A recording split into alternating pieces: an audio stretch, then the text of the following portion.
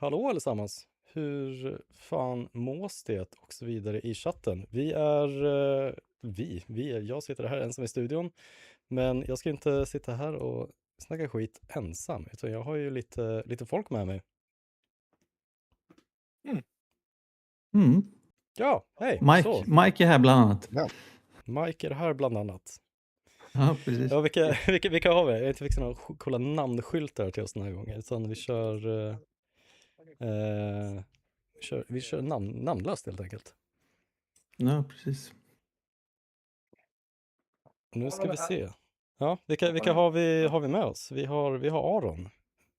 Vi har Johan och vi har Mike. Ja. Och vad vi ska göra ikväll, det är att kolla på vad som kommer visas upp på Gamescom. Och det ska ju bli ett spännande äventyr helt enkelt. Har ni några förväntningar och förhoppningar hittills?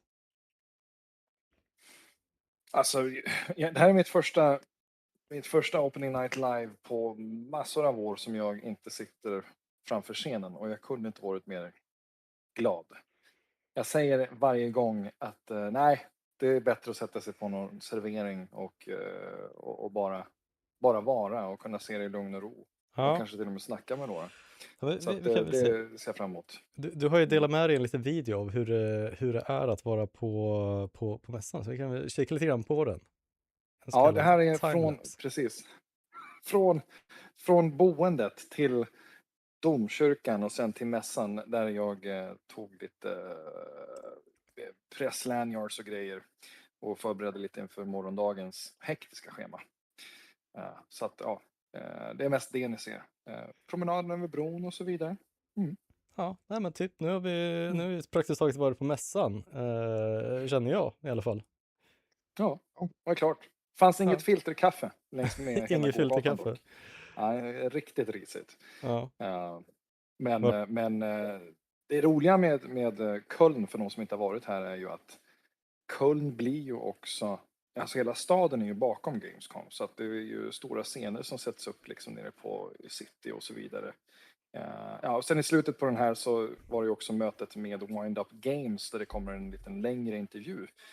De har ju kämpat nu 4-5 år med att utveckla hela of Mice and Magic som kommer att släppas. Så att den kommer upp förmodligen om det blir till helgen eller någonting, men sådär. Så att de kämpar ju gärna nu för att få ut så mycket synlighet som möjligt, och sen så avslutas det med att jag sitter här där jag sitter nu.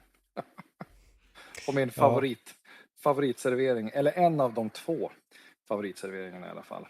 Ja, men vad kan man göra nu? För mässan drar inte igång ordentligt förrän på typ torsdag? Jag vill säga, inte torsdag. Ja, så är det ju. Den börjar på torsdag. Det som har blivit är ju, så många av de här mässorna så hittar de ju nya biljettintäkter och möjligheter kring att få in mer pengar och så vidare. Och då är onsdagen så kallad early bird dag. Så att på eftermiddagen på onsdagen, så var det i fjol att efter lunch ungefär, då släpper de på från de som har betalat early bird och test everything before everyone else. Och det förtar ju lite idén av att press och media och kreatörer och influencers och allt vad dessa olika titlar är idag får sin chans att prata i lugn och ro. Men som tur är så har du ju 3 stycken hallar, hall 2, 3 och 4. Där 4:e hallen också har 2 våningar som bara är press och business to business. Så att det är oftast där som jag brukar vara onsdag, torsdag och fredag. Och sen brukar jag ju faktiskt stanna kvar, som jag skrev också i min inledande text, till på måndagen, så att jag har möjlighet att bara vandra på lördagen och söndagen och träffa framförallt utvecklarna som har rest långväga, för det är ganska vanligt att de inte drar hem bara sådär som en europé kanske gör, att de flesta av dem lämnar på fredagen. Så att några av de mest minnesvärda ögonblicken har definitivt kommit ifrån lördagen och söndagen.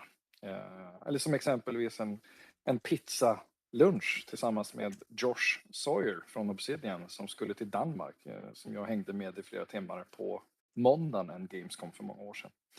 Pratade tyska språket och hans fascination för latin. Det här var nog runt Pentiment, tror jag. Inte helt otippat att han var inne på det. Men det är sådana möten, superkul för nördar som oss, som tycker det är kul att få mer insyn bakom kulisserna. Så. Ja, Så Mike och Johan, har ni wallraffat ner till Gamescom någon gång tidigare? Fått uppleva denna härliga stad? Nej, däremot jag var i Tyskland och provade på Borderlands 4, men inte Gamescom. Så det var under den här tiden tror jag förra året faktiskt. Så jag var lite så här, ska jag stanna och åka över till Gamescom också eller ska jag, jag måste hem och jobba också. Så tyvärr. Jag har ju prickat in gamla hedliga E3 och även Japan Game Show. Men även gamla, vad hette det, FZ.se, det som var i England, London. Det var ju liksom 3 stora spelmässor back in the days. Det var Tokyo, det var LA och så var det London typ. Var de härligt utspridda över året eller var det så här klumpsommar liksom, eller sånt där? Nej, alltså Japan var alltid på hösten. E3 var som det brukar, maj, juni denna gång. Och ECTS brukade vara i, jag vill säga september.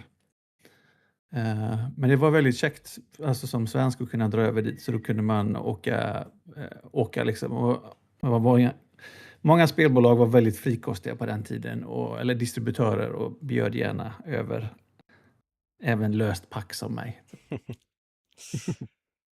Ja, jag lyckades cykla mig in E3 2014 och det var nog den enda stora spelmässan jag har varit på. Men det var ett bra E3. Grim Fandango presenterade så jag var nöjd. Det var peak. Men till dagens show, vad har ni för förväntningar? Vi har ju ändå lite teasar som de har droppat tidigare. De har ju sagt att vi ska få lite mer Witcher 3. Lite Metro 2020 eller 2039, något sånt där. Men vad ser ni fram emot? Vad har ni för drömmar och förhoppningar? Så det hade varit kul med något shadow drop av något litet spel som är sådär, visa trailer och sen så bara, vet ni vad, det finns typ nu. Det hade varit ascoolt liksom. Alltså GTA 6 hade det varit släpp från ingenstans. Ja, precis.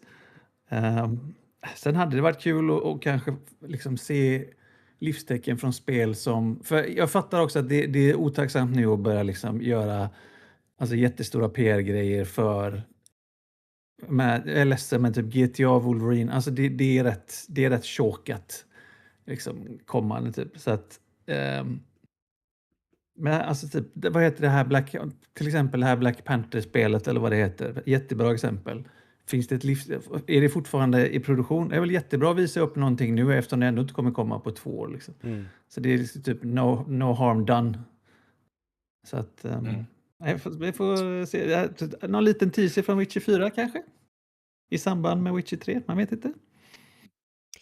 Ja, det vore ju fett. Nu ska vi se att vi fick ett släppdatum eller släppår på Witcher 4 ganska nyligen, alltså 2028, och det är en ganska det är en ganska lång tid kvar, men man hoppas ju att det blir fett i alla fall. Magnus skriver Terranigma kommer få en remake 2027. Alltså refresh my memory, är det här gamla Super NES-spelet då? Ja, precis. Lite Secret of Mana-vibbar. Men action RPG. Det har väl ihop med den här serien Gaia, tror jag. Första delen, tror jag. Sen Terranigma, sen något till av dem också. Jag tror det är 3 stycken. Illusion of Gaia? Nej, ja, precis. Jag har någonting med Gaia här i alla fall. Men det är 3 delar, tror jag. Okej. Cool. Mer retro till folket. Ja. Jag vet inte vad jag ska förvänta mig, ärligt talat. Jag måste säga att i fjol minns jag att det var ju nästan 2 timmar lång. Och det finns ju en balans i att vilja se sådana här showcases som på något sätt liksom drar det för långt. Det är alltid kul att veta att den här kommer att vara 90 minuter lång. Vad gud vad roligt. Men jag har oftast tyckt att den känslan, den är roligare när det kommer från en dedikerad utgivare eller plattformsägare. För av någon märklig anledning så är det är annorlunda. Titta tillbaka på E3-tiderna. Men när det är framförallt under Jeff Keelys regi, som nu kör Summer Game Fest, han kör Gamescom och han kör The Game Awards. Då blir det ju, det finns alltid en risk tycker jag att de korta intervjuinslagen på scenen med utvecklare som kommer fram och pratar om sina favorittitlar och spel de kommer upp med som de ska släppa och så vidare. Jag tycker att det ofta känns fel. Jag gillar ju till exempel Developer Direct som Microsoft har kört på. Sen finns det mycket som de saknar såklart. Men när det är färdigt, det är preppat, det är förberett, det är höga produktionsvärden och man har noggrant utvalda citat och punkter som de lyfter kring de här spelen som vi pratar om. Så att det blir en deep dive av en mer nyanserad karaktär. Så här blir det ju liksom en trailer. Och vad kan trailern representera? Ja, det sista man vill ha är ju en CGI-trailer. Det måste ju åtminstone vara spelbara sekvenser som vi ser. Och de förhoppningarna i dagens klimat känner jag är omöjliga att infrias. Det ska mycket till om det bara är gameplay, trailers och lite längre sådana. Så att ja, för vissa kan ju det vara bulebä. Vissa behöver bara en hype teaser på 15-20 sekunder. Jag uppskattar när det är längre segment per titel. Och då kommer vi tillbaka till problematiken här. Keely & Company behöver ju få in pengarna. Och här har väl, som jag har förstått det från vad jag har hört tidigare, en deras så kan det vara så att du behöver betala $20,000 för 2 minuter. Och en deras så har du ett litet projekt som Keely verkligen blir intresserad av. Och då får du en pangdeal av att få synas i 5 minuter. Så att det är så svårt att veta vilka det är som tvingas att betala mycket. Och då så blir man ju lätt cynisk och fundera på det kanske är den här typen av spel som kommer in från högersidan eller vänstersidan. Och bara känns som sånt som går in genom ena örat och ut genom andra efter ett tag. Och det känner jag risken med just Opening Night Live. Att det blir för mycket content. Och till slut så sitter jag där och undrar vad var det jag har sett egentligen. Ja, nej, men jag tror Mike var ju med när vi kollade på Summer Games Fest streamen och det var ju verkligen, det var ju lite så, det var ju så här bam bam bam bam bam med trailers, det var ju liksom 0 tid för reflektion och tänka, så när man satt där i efterhand och var liksom, vad fan såg jag precis? Men då är det ju också viktigt att liksom så här, men då kommer man endast ihåg det som verkligen är highlightsen av highlightsen och det kanske skadar lite grann, men det hade varit nice med lite mer andrum helt enkelt. Det är väl lite, jag tänker... Ja, kör du, Mike. Nej, jag tänkte bara i chatten här, Blendes 3240 skriver Silksong kommer visa upp den expansionen och det är man ju pepp på. Jag älskar ju det spelet så att det är man pepp. Jag bara inte, det är så man kommer inte på allting man vill se så att jag håller med Blend där om att det kommer bli fett och se och hoppas att de visar upp det. Så, varsågod. Ja, nej, det är en fair kommentar. Ja, kör Johan. Ja, nej, jag tänkte säga det är väl lite grann det här med som när Nintendo startade med Nintendo Direct, att man bara liksom mal på med trailers. Sen är det slut. Det är som att det blivit en eftervåg av det där som klivit in i de här större gameshowen också. Så det blir lite ibland att man nästan läser i slutet på vad som är, och man vet inte om man har sett och så vidare. Så jag håller väl lite mig som ett blankt blad här. Jag är intresserad av vad de gör med Witcher-expansionen. Witcher 4 blir intressant, men sen som Mike säger också, brukar alltid dyka upp någonting som man tänker, oj just det där har jag väntat på. Så vi får se. Ja, Lancelot Swee pratar ju om Highguard som visades upp i slutet som en one last thing tror jag att det var under The Game Awards i fjol. Och Highguard gick ju som många sådana här spel tyvärr ett mörkt öde till mötes. Men jag skulle väl säga att majoriteten av de här titlarna som vi ser som satsar på alltså live service-formulan är ju lika, i mina ögon, lika imponerande och häpnadsvärt som de absolut minsta, mest obskyra titlarna. Och jag tror att det är ju någonting jag märker med mig själv i alla fall, att med åren så har jag vet aldrig vad jag kommer att triggas av. Under allt som visades under Summer Game Fest-veckan från Xbox och Playstation och Nintendo så fanns det egentligen bara en sak som triggade mig, och det var ju Ocarina of Time-remaken, och det var ju ingenting. Men det triggade någonting. Och det hade jag inte förväntat mig överhuvudtaget.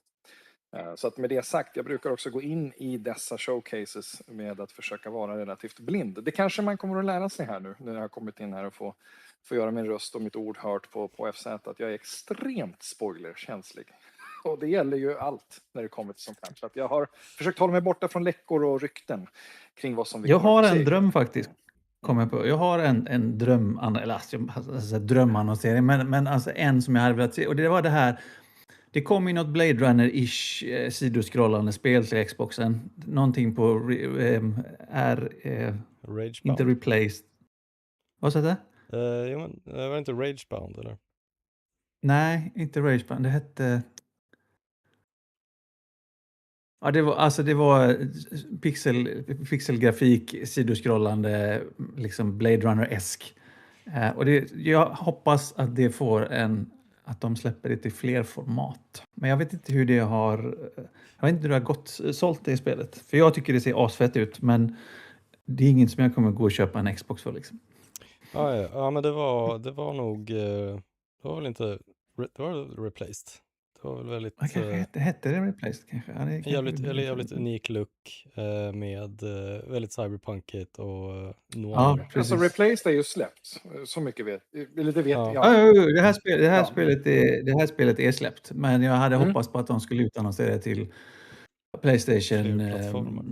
Ja, precis, för att jag tror att det hade liksom, alltså ett sånt spel hade suttit som en smäck på Switchen till exempel.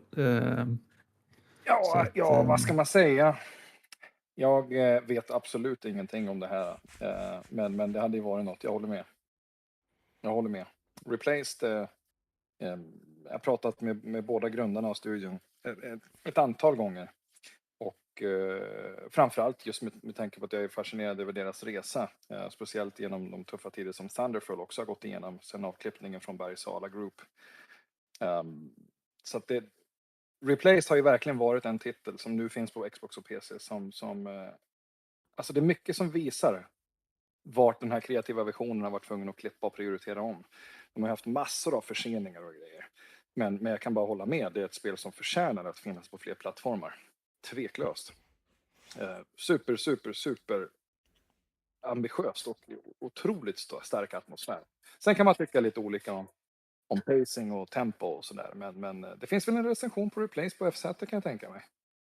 Jag tror faktiskt det inte gör det. Det var precis, det var under the dark ages när vi inte testade så mycket spel. Ja, det var tufft. Nej, men det är ett spel värt att lyftas, måste jag säga. Så mycket kan jag säga om det. Jag gillar det. Släpp det på PlayStation så är problemet löst. Exakt. Ja, men det brukar ju se ut så. Speciellt när det är många som är konsolbundna och inte har tillgång till PC.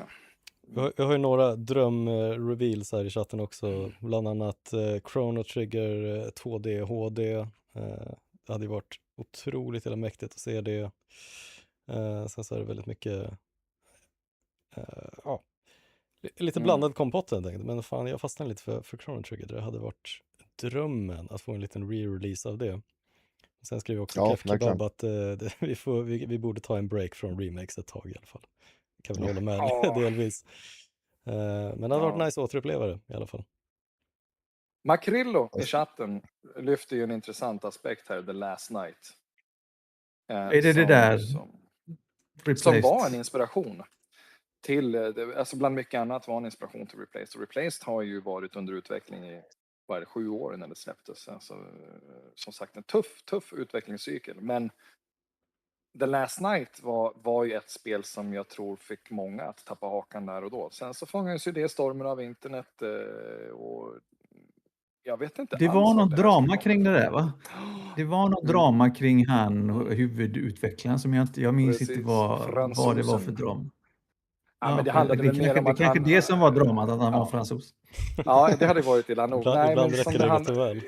Han hade ju tydligen han vurmade för sidor av kulturkrigen online där och då som inte alla uppskattade, och det här är ju kölvattnet av av allt som har pågått på nätet efter Gamergate-perioden, och du ska välja sida, du ska vara antingen här eller där, och är det så att du är en utvecklare, uttalare eller affilierar dig med vissa delar av det här kulturella kriget online, så kan det ju faktiskt betyda ganska mycket för hur ditt spel tar sig vidare. Det såg vi med Splitgate 2-annonseringen och Make FPS Great Again-kepsen på Ian Prout. Det var ju också otroligt taktlöst på många sätt. Och man undrar ju ibland vem det är som tipsar om och säger liksom, det här blir bra.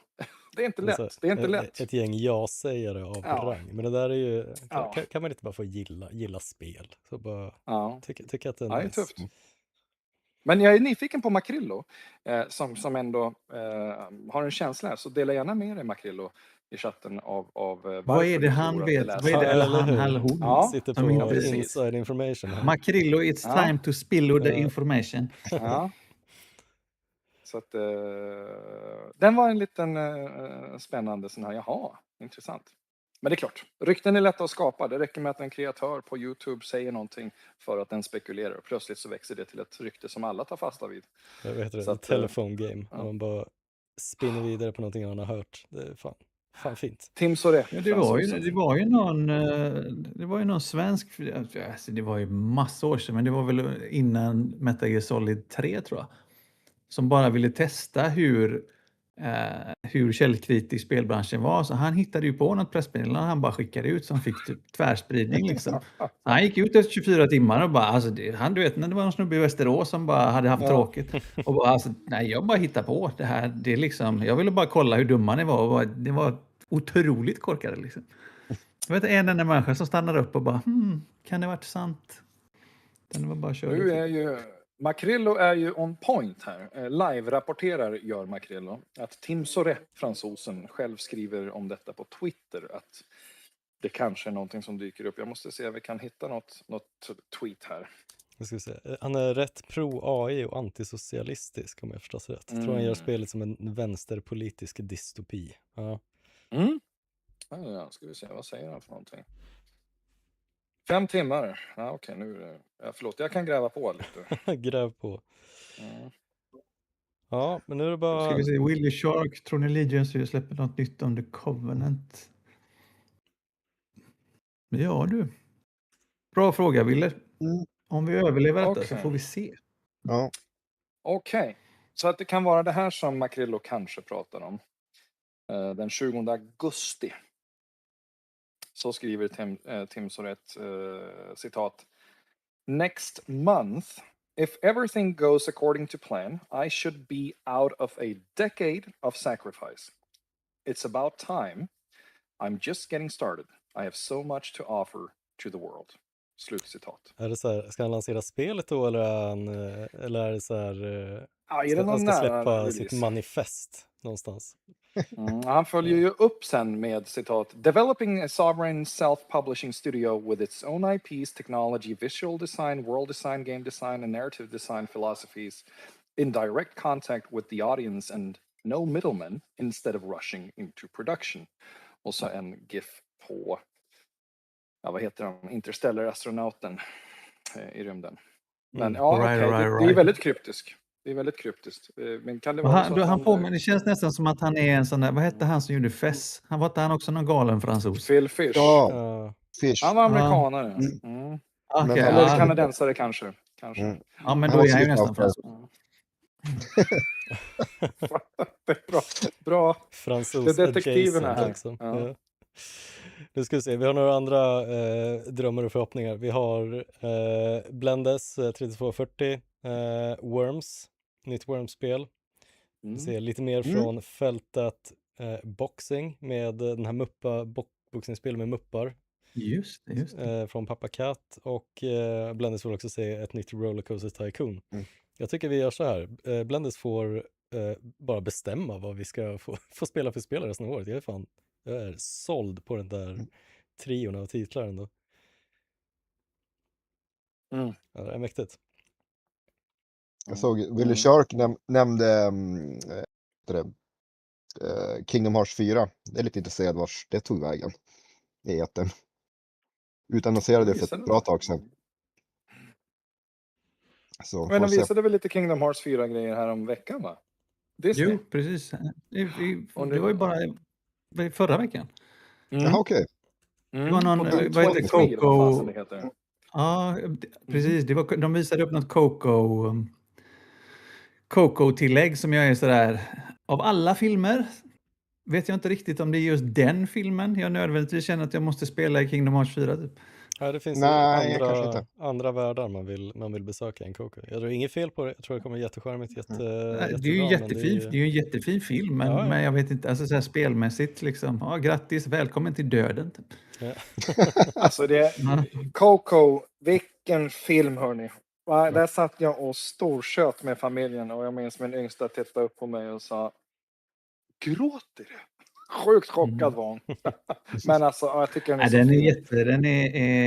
Den är jättefin. Ja. Och, så no shame till det, men jag håller med dig. Det är ett intressant koncept. Ska de gå dit? För att jag uppenbarligen så i det material som har visats så är ju Sora också tappar ju liksom det mänskliga och blir mer skelett. Eller så har de sminkat Sora bara sådär. Men Sora är definitivt i landet, alltså det dödas land, det dödas rike i materialet som har visats. Jag kom på ett spel, vi kanske får ett datum på det här He-Man-spelet från Limited Run som de lyckades klanta till. Det skulle ju släppas i samband med filmen och det sket ju sig typ.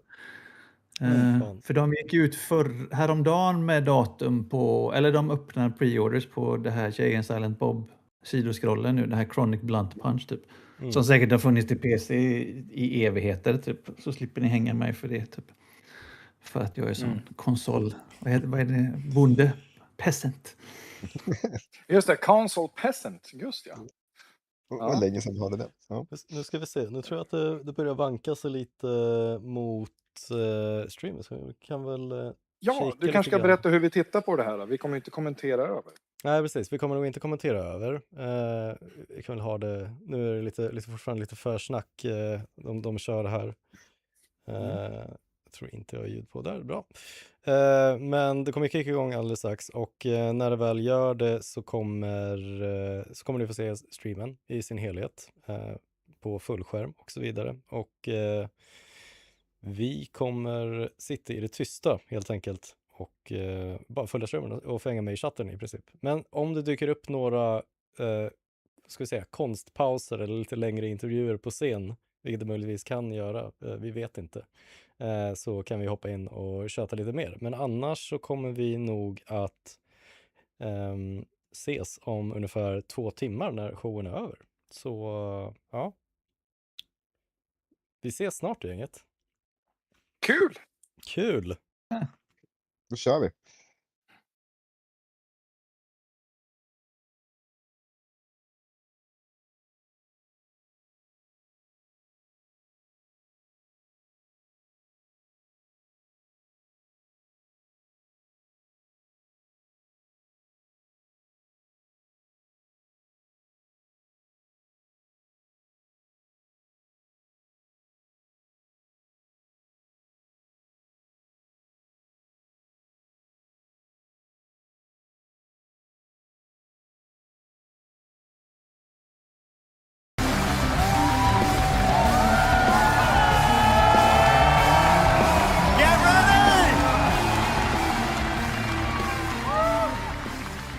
Guten Abend! Welcome to Gamescom! Yes! Are you guys ready for 2 hours of video game news and updates? Well, you've come to the right place. This is Gamescom Opening Night live in Cologne, Germany at Messe. And the crowd this year, you guys are honestly the loudest I've ever heard you. The energy and hype is on another level. You guys are prepped and ready, and we got a lot of great stuff for you today. It feels great to be back, surrounded by over 5,000 fans at the biggest consumer video game event in the world. This week, more than 350,000 people are expected here at Gamescom, and tens of millions of more will watch live online around the world. We love you too. Well, you'll see if you love me by the end of the show. But yes, hopefully you will love me. When we started Opening Night Live in 2019, we didn't know what to expect. From the very beginning, you guys welcomed us. And year after year, this community has made us feel home here in Germany. This is, believe it or not, our 8th ONL, and we're so excited to bring you an amazing 2 hours of video games. Now, last year's ONL will always hold a very special place in my heart because it was actually the final show of mine that my dad was able to watch. Immediately after the show, I actually had to cancel all my meetings here at Gamescom and flew back to New York to be with my dad during his final days. And sadly, as you may know, he passed away just a few days after Gamescom last year. But from his hospital bed, he did watch last year's show, and he saw all of you, and he knew how much this stage and this community meant to me. So standing here with you tonight means more than I can really express. I know he would be proud that we are back together, once again celebrating the creativity, passion, and people who make games the biggest form of entertainment in the world. So thank you for this moment, everybody.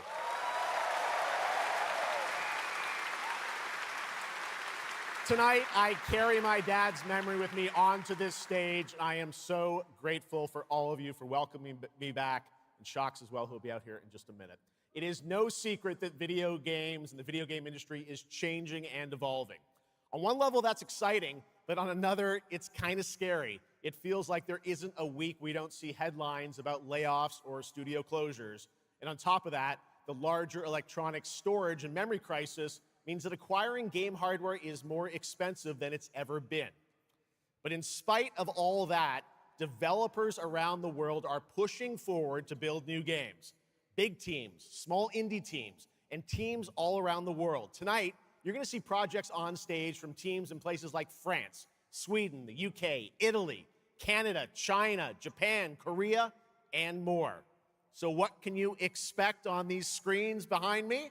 Well, how about brand new information on Final Fantasy VII Revelation, introduced by game director Naoki Hamaguchi. Metro 2039 from 4A Games in the Ukraine. Rayman Legends Retold. The Xbox console exclusive Gears of War E-Day. Tides of Annihilation, the first ever in-game footage of Warlock Dungeons & Dragons from Wizards of the Coast. And yes, later in the show, we'll have the world premiere first details and in-game footage of a brand new expansion to 2015's Game of the Year winner, The Witcher 3. It's called Songs of the Past. And we also have a little fun in store for you as well, including the first ever musical performance of the music from Eugenics, the hit indie game about breeding cats earlier this year. So we got a lot of fun ahead, but let's start things off with a new game announcement no one is expecting tonight. From one of the world's most successful developers comes something completely different than its past titles. Please enjoy.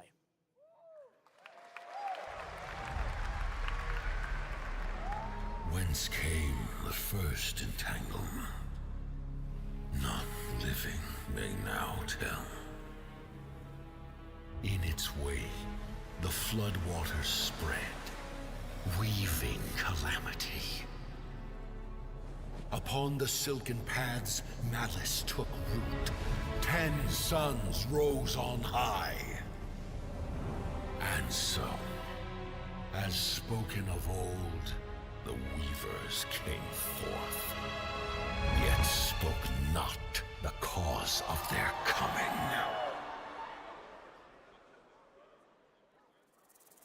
The waters have ebbed, and all must rise anew. Still, the wounds of old remain.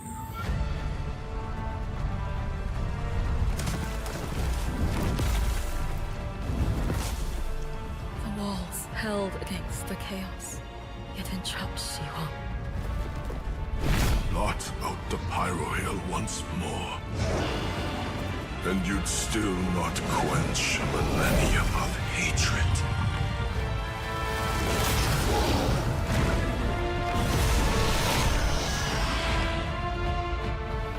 How can a few dying embers ignite the flames of rebellion?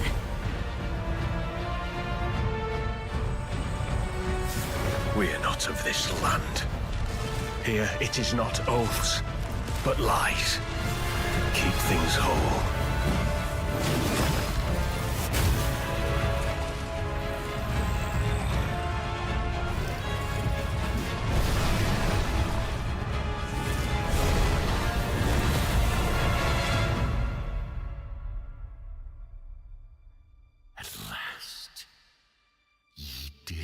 veil. The divine power ye had stolen. Bear the god's wrath and sunder the dread notice.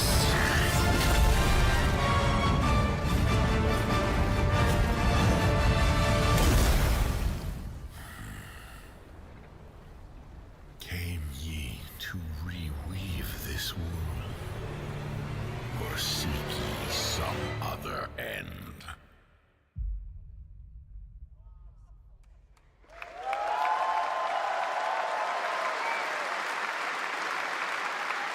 Pretty impressive. That was the announcement of Notice Fall from Hoyoverse, an original co-op action game in which players take on the role of a weaver and step into a world where divine authority has crumbled and order has collapsed. Players must stand as one to defeat mighty mythic beings using close coordination and sharp tactics. Looks very, very cool, and we're happy to kick off the show with that one. All right, we have a lot more to come. Now I'm very happy to welcome back a legend in the esports world, known for her work on League of Legends and Counter-Strike, and the winner of Best Esports Host at the Game Awards. Tonight, though, she's our co-host for O&L for the third year in a row, and you know what? We couldn't imagine doing this show without her. Gamescom, will you please join me in giving a huge welcome to Shocks?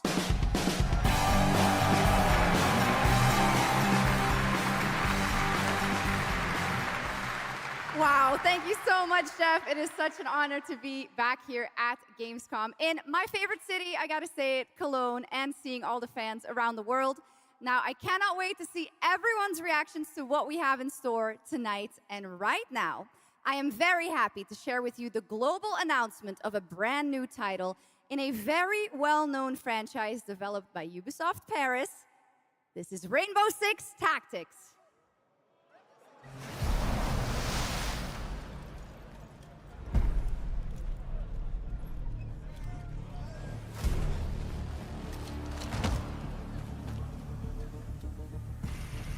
This is it. These tangos are in for a surprise. Take your positions, team. Breaching! 6 on station. Let's show Cares that Rainbow's back. Go, go, go!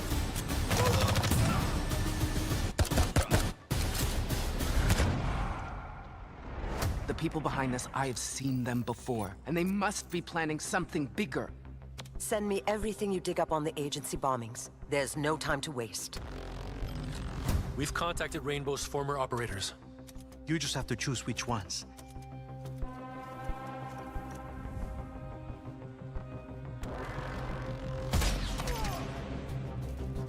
On the floor, now!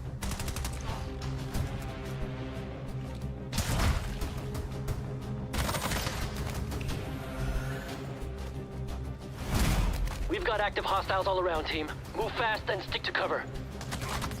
I'm seeing increased activity across all channels.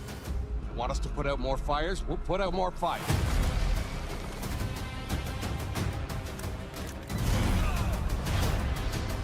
On the floor, now!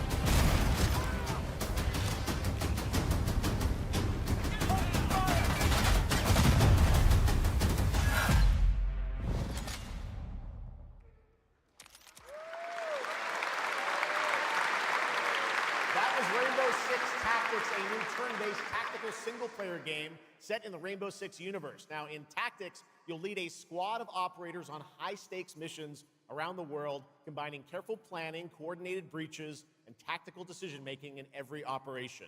Choose from a roster of 15 unique operators, each equipped with specialized gadgets, abilities, and progression paths that create new possibilities every time you deploy. Rainbow Six Tactics launches in 2027. Okay, almost 20 years ago, Gears of War helped define a generation of Xbox. Tonight, we are returning to Emergence Day, the day that changed everything. Here at Opening Night Live, we have the world premiere of the campaign trailer for Gears of War E-Day, including the first look at the Locust leader behind the invasion. From the Coalition, here's Gears of War E-Day, an Xbox console exclusive, launching this October.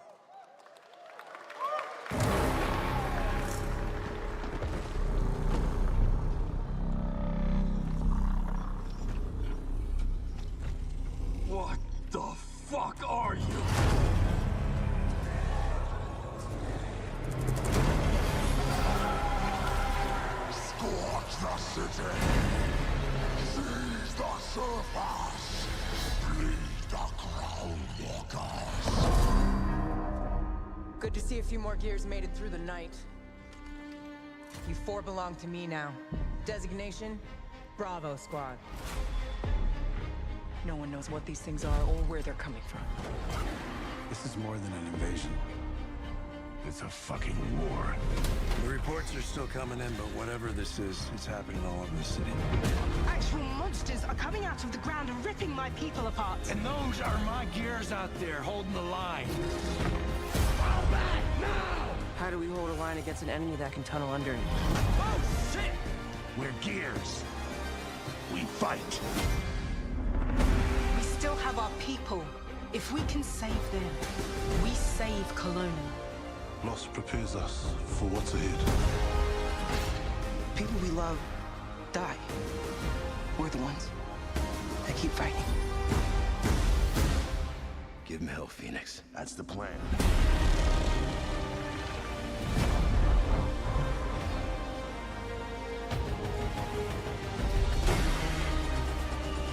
Come and get some, you goddamn grubs! Eat, sucker! There'll be no support. If you fall, we all do. We do this together, or we die together, yeah? To the end.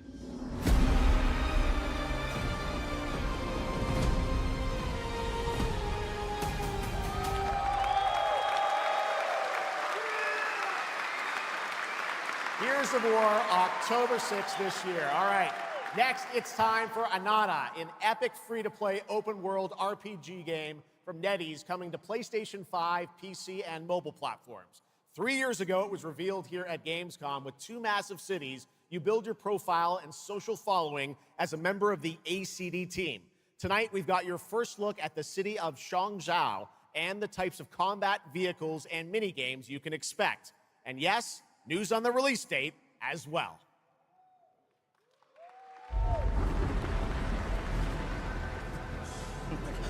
Any last wishes? Still have a mortgage, haven't tracked down my old man yet, still gotta buy a ticket home. I still got all these memes I haven't sent out yet. Whoa! It's a Nanta! Or it was. Let's go! We're about to make our mark at the ACD. ACD? Did they really just go belly up? I say you go viral first, then worry about rebuilding the ACD. Get big enough, and the old workers are sure to come back. What's next? Meat Master! What, Master? Master, you're so awesome. Yeet Master? Yeet Master. Who the hell came up with that name? Yeet Master. You're nothing more than a bad seed who slipped out of a nowhere town. Enjoy the party, my friend. This is not yours to take, outsider.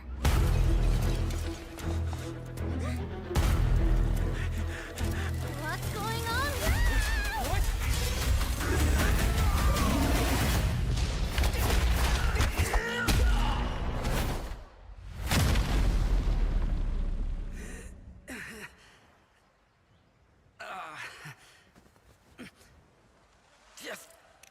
Just you wait. Where am I? Where do you think? Wait, I'm back home. There won't be traffic at this hour, will there? This is Changshao. Take me with you to sniff out some martial arts masters and legendary weapons. You've been reading too many fantasy novels. What you seek is inside. Tourist spot? Only those who pass our trials may witness the Lingjing within. Huh? Can you take it? You bet. I've dragged entire subway. Okay, then.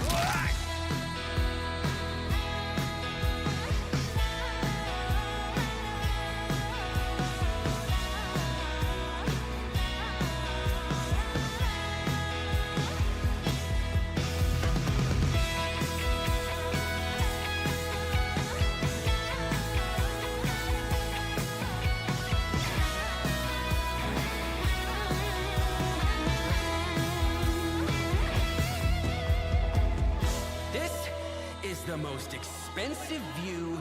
Wait. Huh? Why is everyone running off? Am I really that annoying?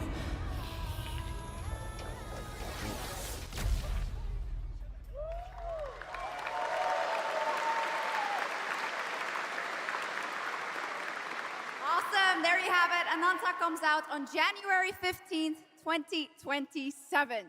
Now, we have so much more Gamescom Opening Night Live coming your way, including a new look at Final Fantasy VII Revelation. But yeah, I know you're waiting for it. But for now, here is a new look at Silent Hill Townfall. Yeah, coming in just a month's time from Konami, Annapurna, and Screenburn in the UK. Let's go.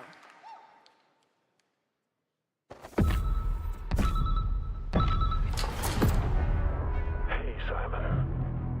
Listen, I need you to come back to the town and put some things to rest. What I just saw in that footage, you said we could put things right. That this town would listen to me. But it's the right thing to do here, not just for them, but for the whole town. Then you know what you have to do. But be careful. They're all so angry.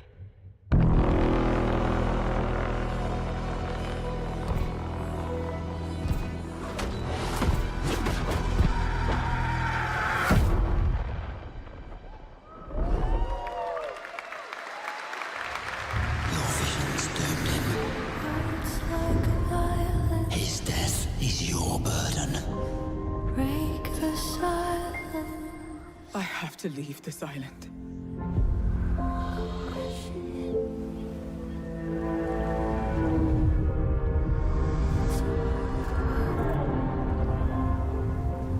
Don't you understand?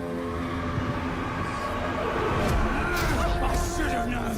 You betrayed me! All I ever needed.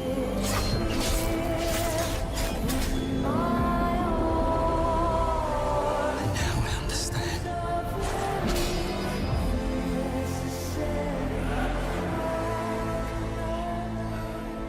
The price we paid. It's more than I ever imagined. I can't do this anymore.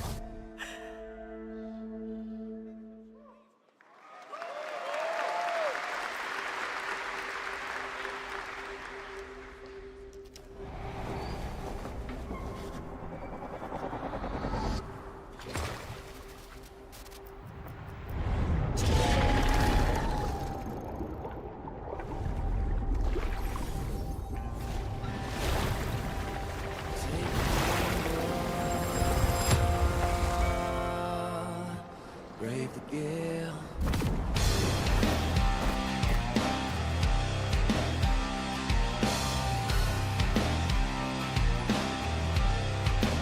Well, my name is gone, but the waves will drive me on. My luck runs strong, where the wild winds bear me on.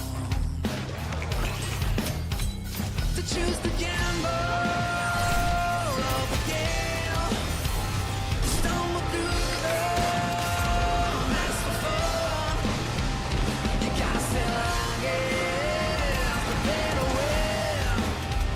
To choose the gamble of the gale. Our strength failed us.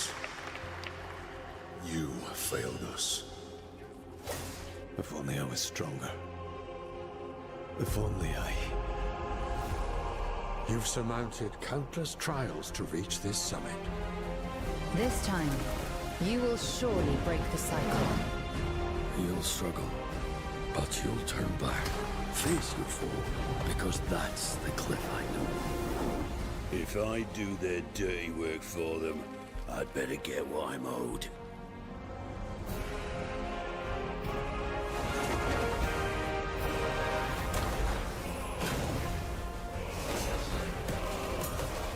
Even if the end is written, I will walk the full length of this path.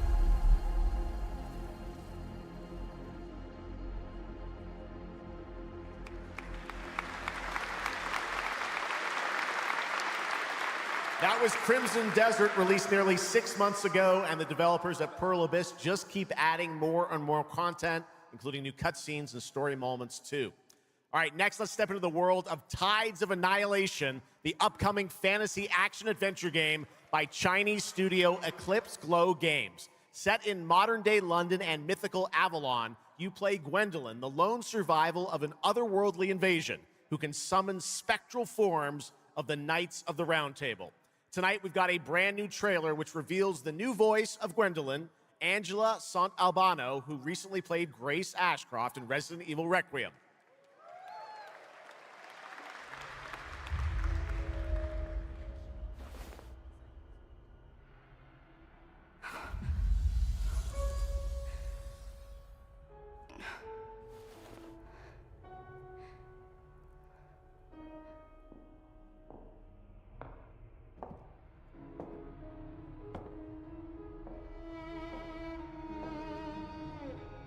You have decided?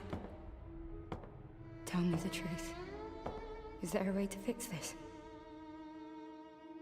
The fog has devoured your home. And now, it is tearing Avalon apart. Arthur was the only one who could control the fog.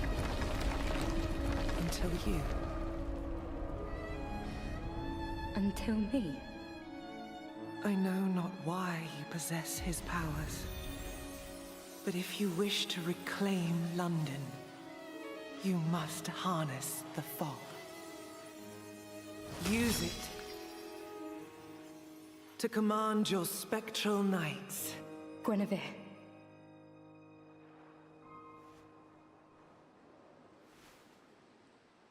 Teach me.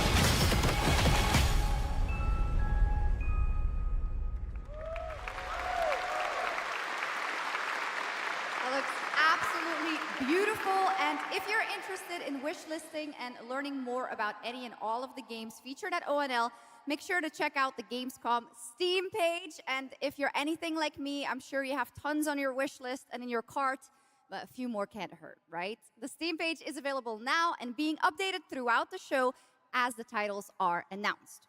And now to introduce our next game trailer from Turin, Italy, founder and creative director of Unrelated Games, Alessandro Durando.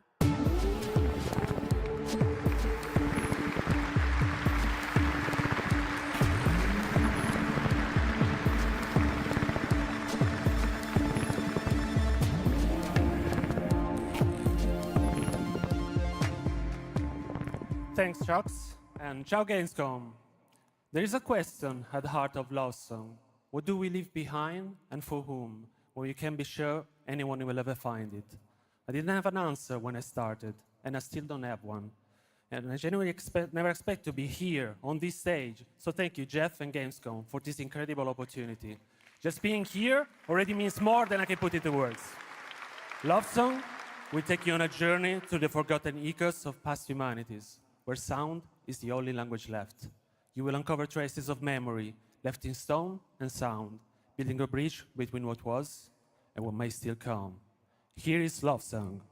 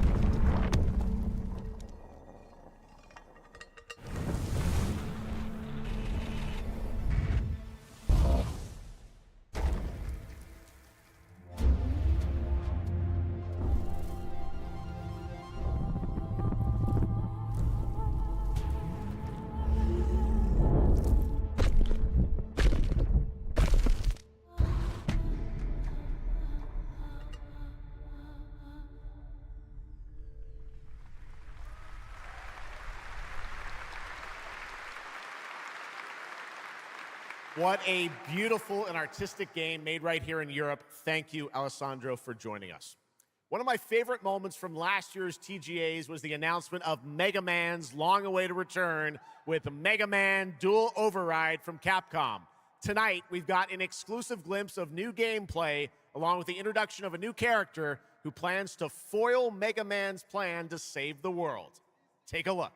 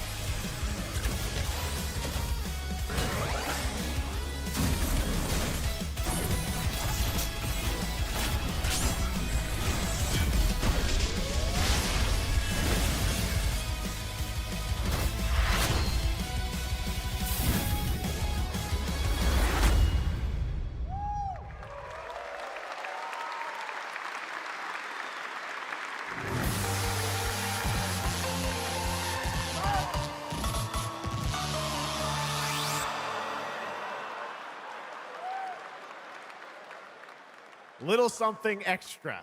All right, now let's talk about another legendary gaming hero, one without limbs, Rayman, who's celebrating his 30th anniversary this year.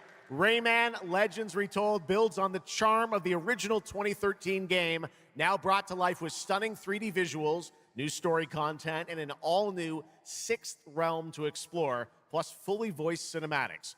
Players join Rayman and friends on a new adventure to restore peace to the Glade of Realms. There are 4 all-new musical stages, like MC Hammer's You Can't Touch This, and tonight we have your first look and listen to another musical stage.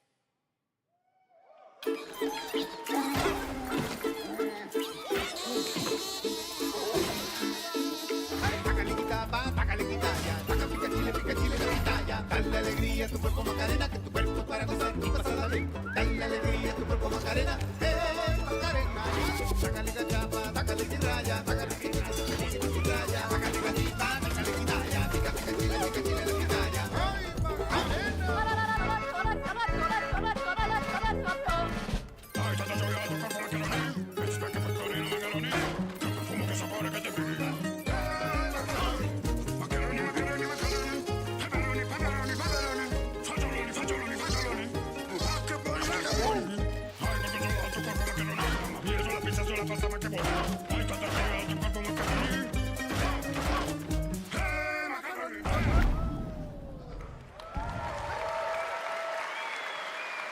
October 1st, Rayman will be at the Ubisoft booth this week here at Gamescom, and that's what makes this show so great, is that many of tonight's games will be playable to fans who are joining us live in person here in Germany all weekend long.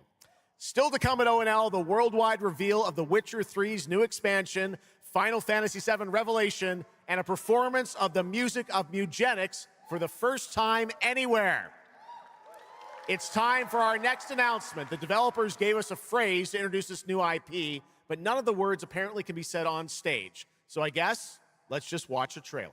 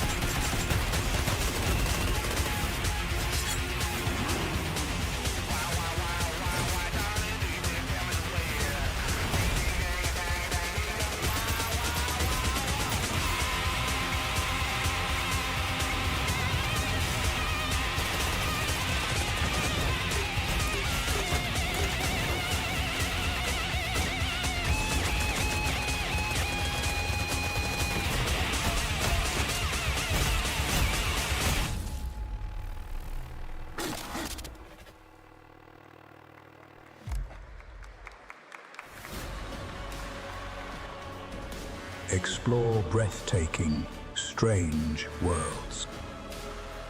Make a friend who'd work for you. And build your dream home together. You've changed, but that's okay. Once human, jump in today.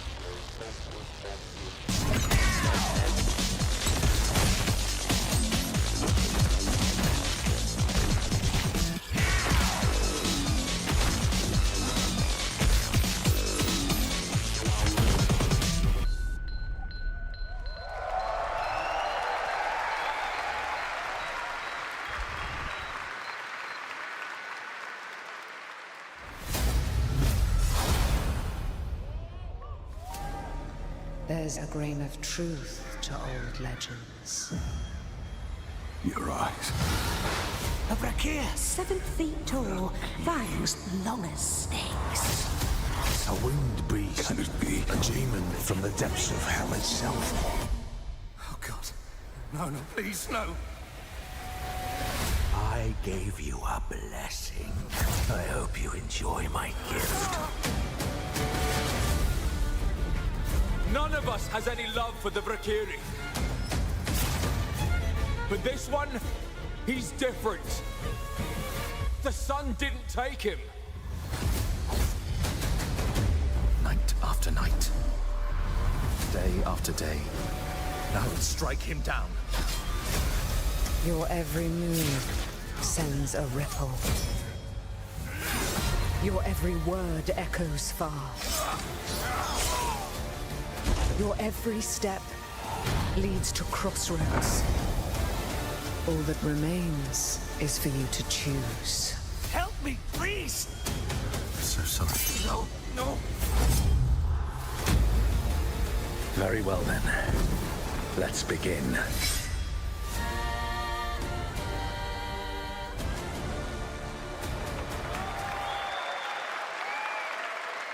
Welcome back, everybody, to Gamescom Opening Night Live. Now, I'm a huge Game of Thrones fan, so I'm very happy to share this world premiere of this next game with you.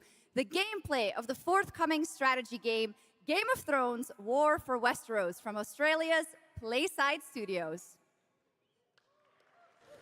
The Iron Throne stands empty. The Stark, an honor. Come on, men. On its way! Try to defend yourself.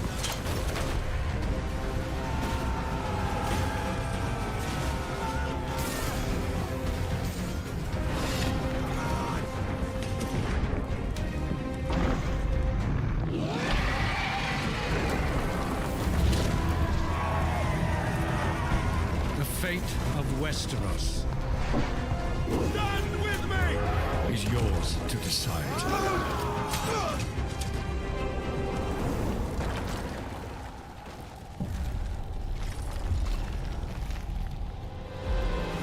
Game of Thrones. War for Westeros. Yeah. How awesome did that dragon look? You know, I can't wait for this one. So with that now, it is time for a new game announcement from Airship Syndicate, makers of Darksiders Genesis.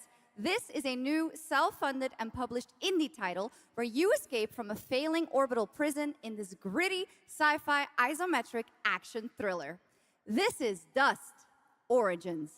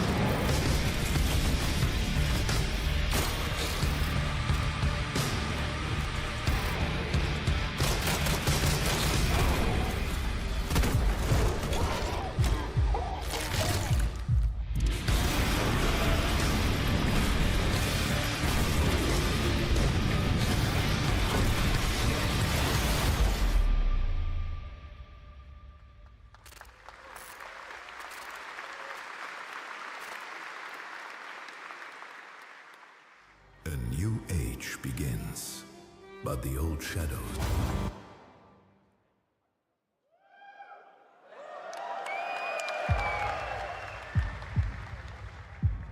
Searching for a pulse.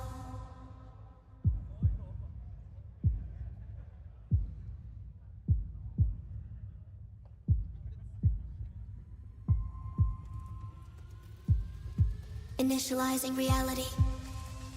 Loading a 233,000 square meter grid. Activating 1,600 exhibitors. Unlocking more than 1,000 worlds. Global data streams active. Challenging community energy worldwide. Breaking the barrier between screen and reality. Heartbeat restored. Synchronization complete. You are no longer playing. You are logged in.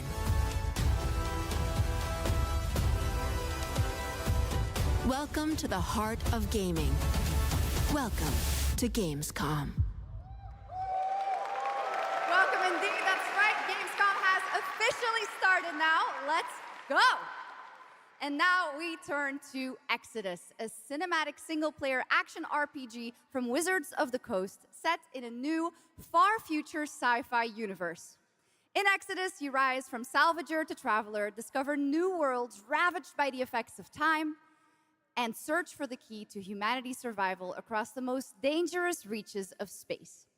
Along the way, you assemble a crew of sharp-edged specialists, soldiers, smugglers, mercs, scholars, and awakened animals whose skills and chemistry shape every fight and decision. Tonight, it's time to get a deeper look at Salt, an awakened octopus and mercenary who joins your team. Get a glimpse into who she is, where she comes from, and why she's along for the adventure. Let's protect our defense!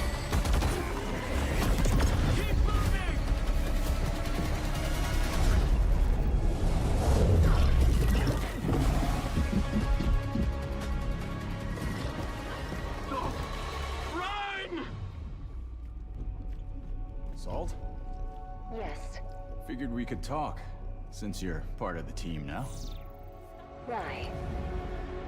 Want to understand how you see things, how you operate.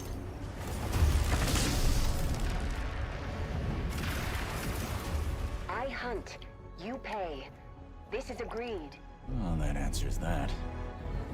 But hey, we're getting to know each other. You local to Persepolis? Or you from somewhere else? Somewhere else.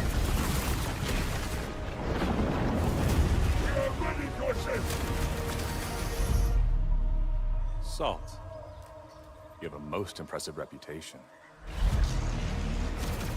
We were surprised to hear that you accepted a permanent position with the human team. You fear me, envy, hate. I'm responsible for this world, and you put it in danger for your own selfish reasons.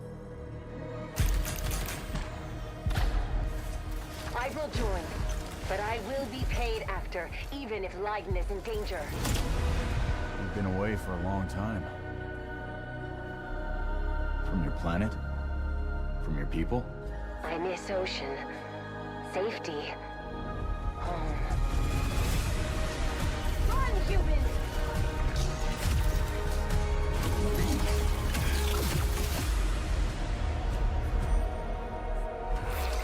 Soft! No!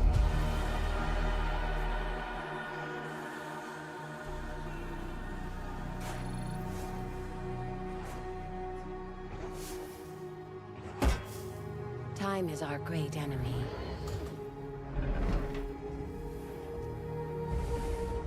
But we must always have hope.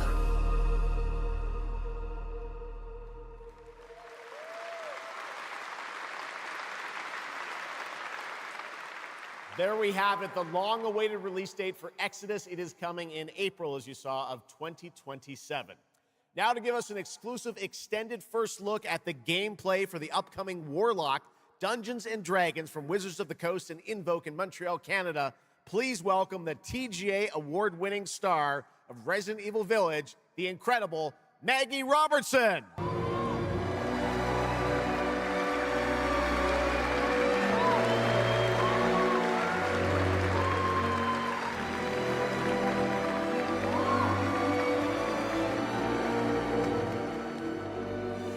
Thank you, Jeff, and good evening, everyone. I am so excited to be here.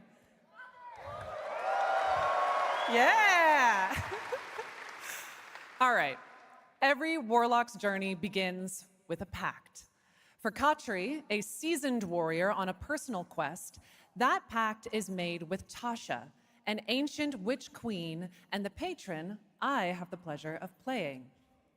Tasha grants her access to forbidden magic, but power always comes at a cost. Tonight, we're revealing gameplay for the first time, showing how Katri wields magic as she explores the world of Darkon. This is Warlock. Let's take a look.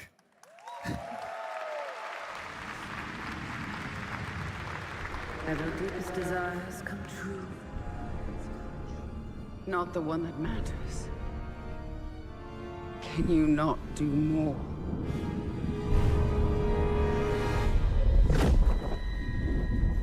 More? You still think this is your quest? I have seen your heart's desire. Dark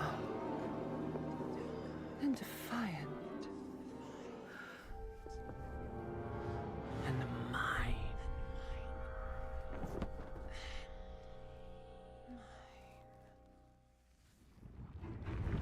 You and I through the Warlock's eye.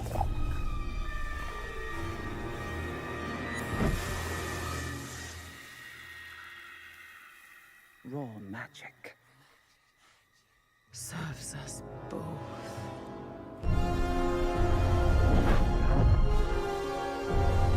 Open your eye and see what I see, Warlock.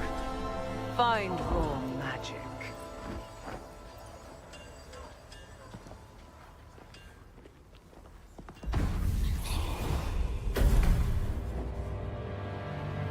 What exactly is your interest here? Or is it your patron's interest that guides us? My curiosity is my own.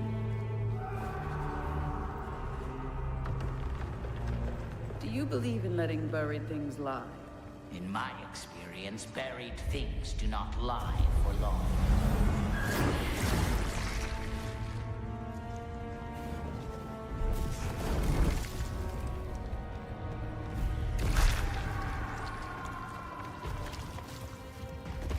We are getting closer. Yes.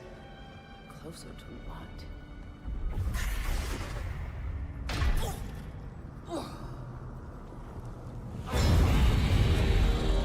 Skip, watch out! I see it.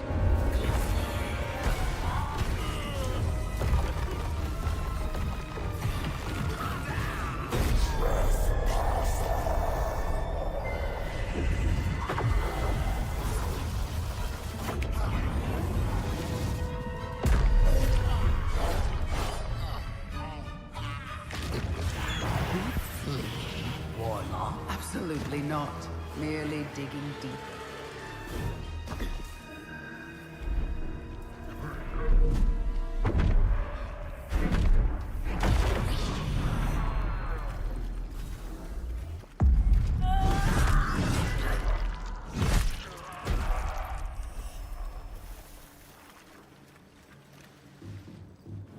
You're getting closer, Warlock.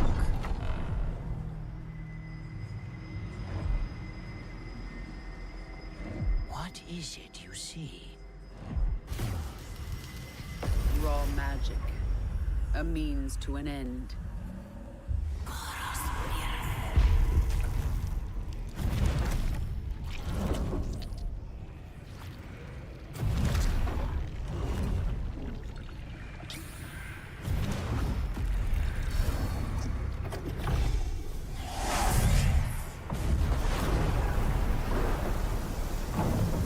Call for rain. Something tells me we're not fleeing from this one. Not an option, Skip. What I need is here.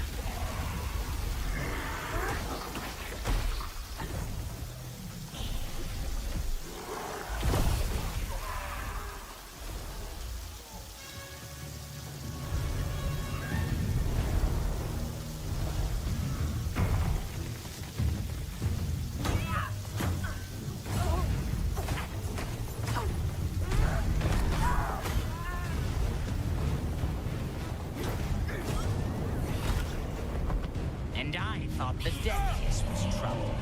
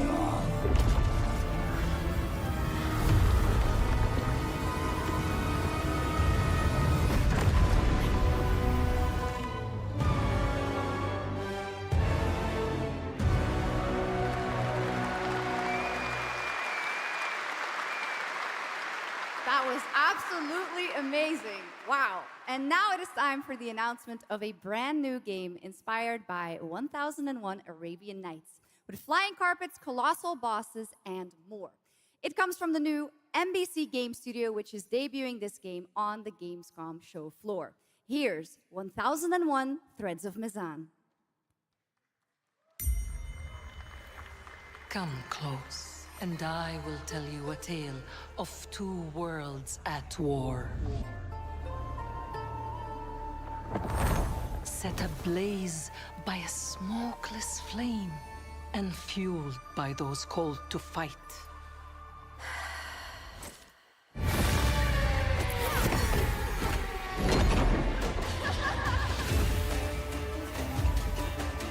Whispers on the desert wind come from those who are unseen.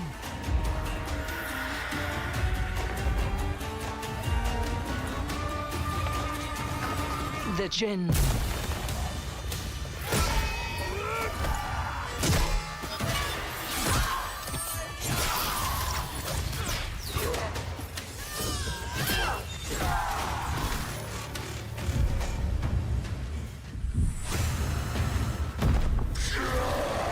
Once the children of Earth and the Jinn flourished, united, until betrayal split their worlds apart.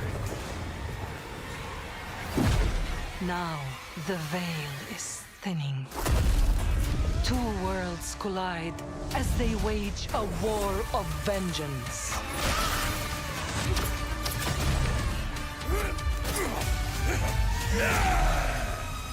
Yet, many stories remain untold. To avoid destruction, we have but one hope. So listen, heed my words. This story begins with you.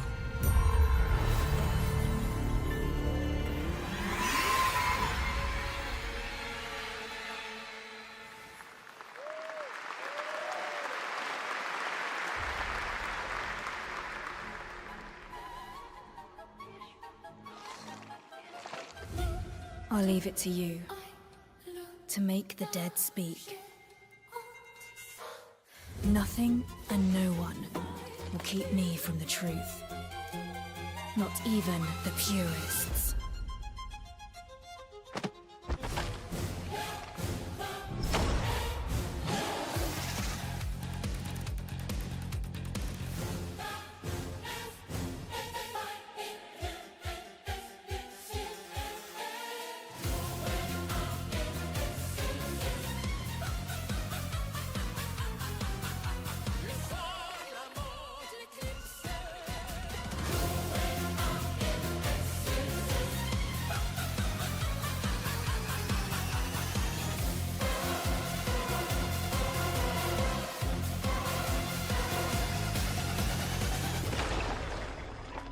Any leads?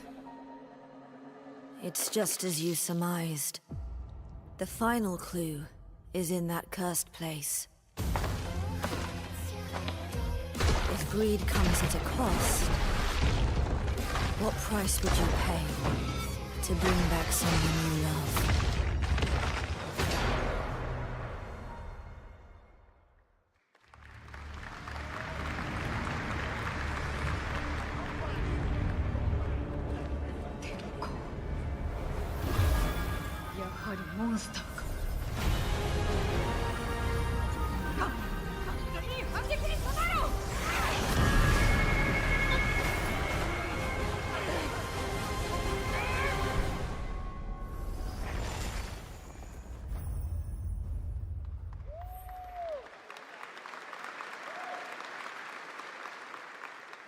All right, welcome back to ONL, and next we're turning to the legendary Metro series and a very special developer, 4A Games, based in Ukraine. Game developers have to build games in all sorts of conditions, but for 4A, the development of 2039 has truly been a challenge to build art in the midst of a real war. To tell us more about their incredible story and journey of perseverance to create Metro 2039, please join me in welcoming to the ONL stage John Block and Pavel Umer from 4A Games.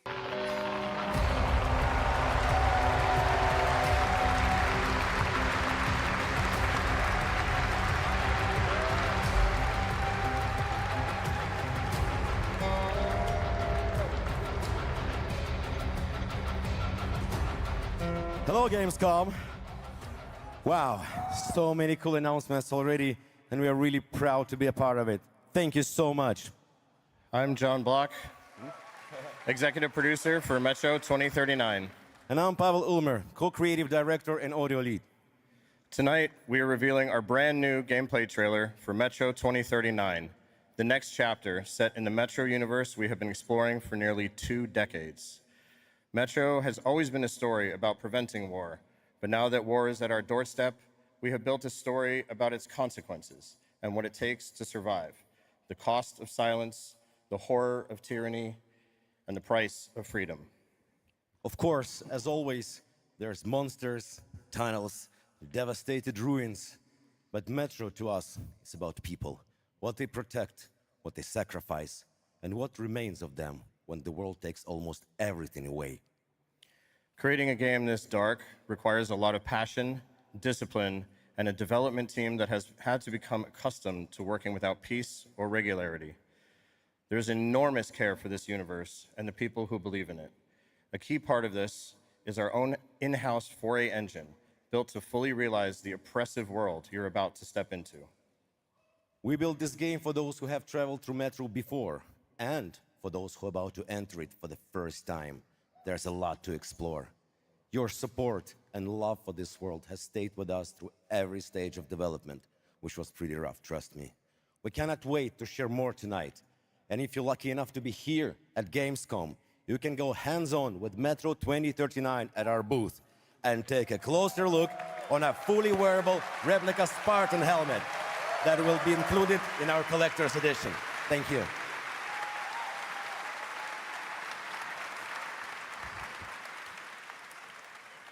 Metro 2039 is not simply a return to Metro. It is a darker, more ambitious, and deeply personal journey, one that will challenge what you know about yourself and what you're prepared to become in order to survive. So, the tunnels are waiting. The surface is calling. And tonight, we're ready to show you a bit what comes next. Welcome to Metro 2039. Slava Ukraini!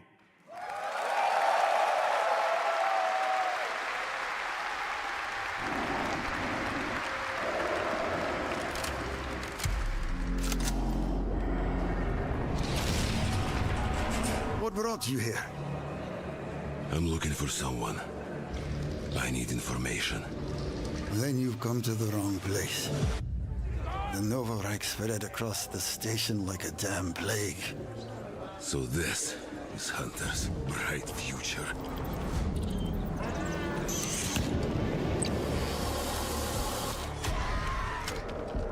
Monsters. The radiation. That's all that's left up there.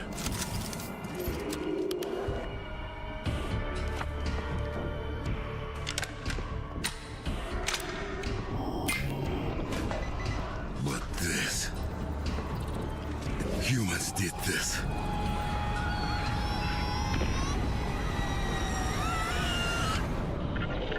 This is Hunter, the leader of the Novorite.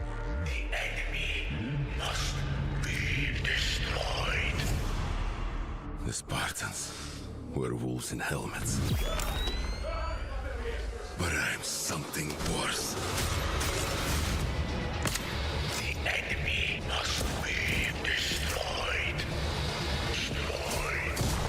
The enemy must be destroyed.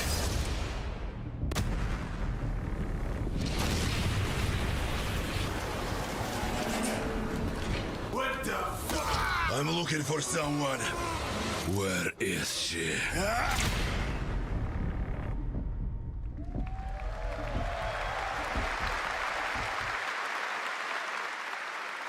Metro 2039 looks great. Hats off to the team at 4A Games. Okay, now for something completely different. He's performed at the Game Awards and was on stage with us at Summer Game Fest, but now it's time for this person's first appearance on ONL. Hey! Stop!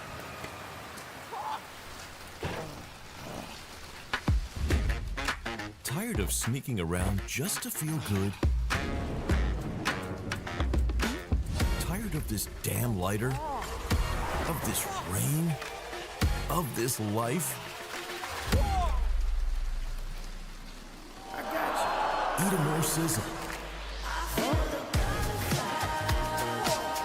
More sizzle, less hassle, more high. Okay, cut! Thank you, Cyrus. That's perfect. Well done. That is Dr. Cyrus Kane, the big dog, as it were. An entrepreneur and eccentric known for his diverse business ventures. It's all loud with your taste and flavors. Base spice with a cumin style. Too fresh with a sizzle and sparkle. No prince, who's the king right now? I'm raising it up to the max. Level up.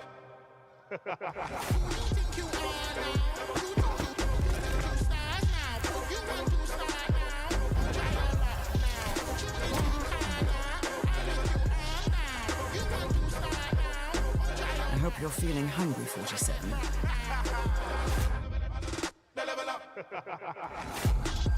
Man, what the fuck kind of funky music is this?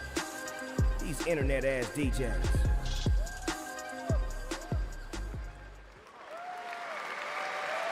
The Dog Father now coming to Hitman. Next up, The Sky is No Longer the Limit from NC. This is Ion 2, the sequel to Ion, a new PC MMO built around aerial combat on a massive scale. It launches October 5th this year.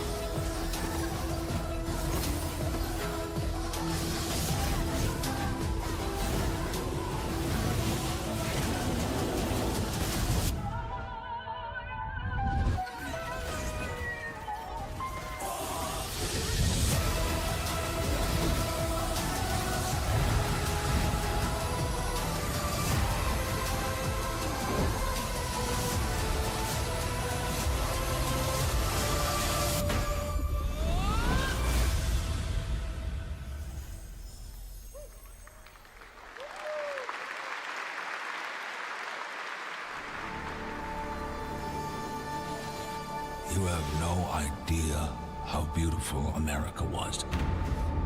I believed in her promise, dreamt her dream, watched her fall. Out on the old roads, I saw her shatter into warring tribes. Survivors like your people. I know your kind.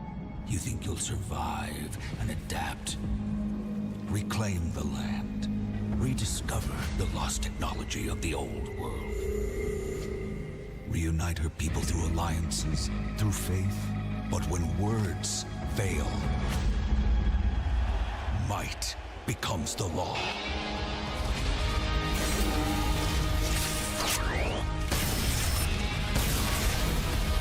Ancient powers divide this land, and their might is far beyond the likes of you.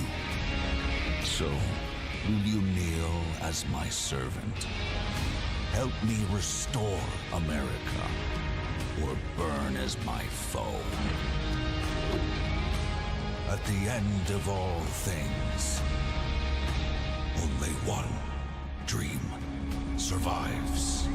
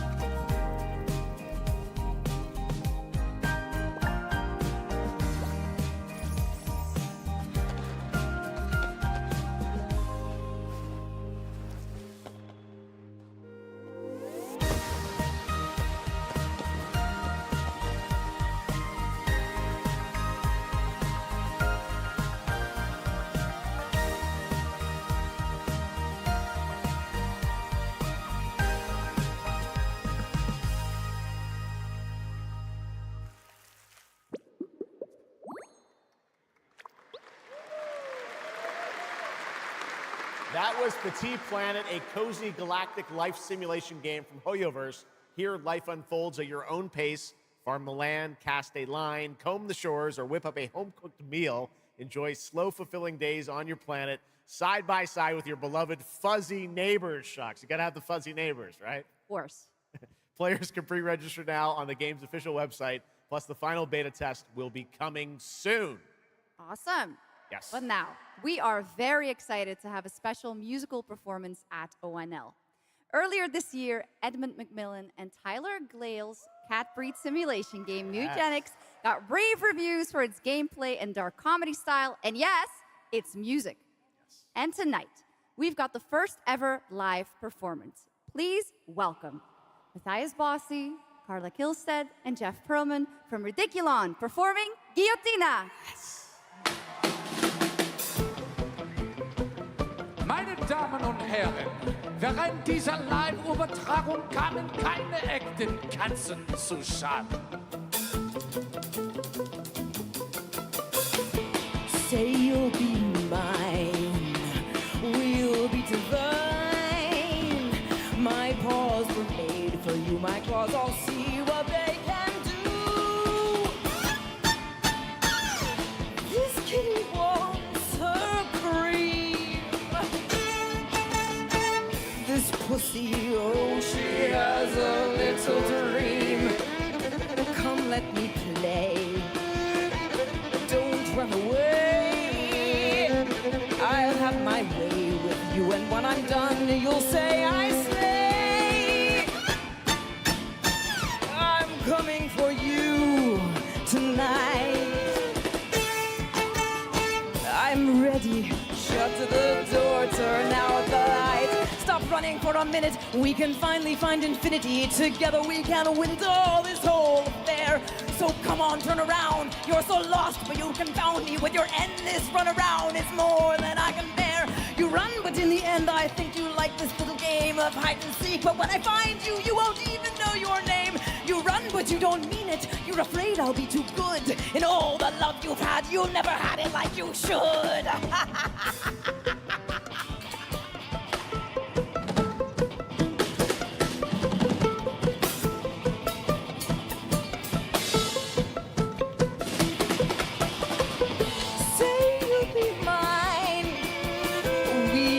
Divine.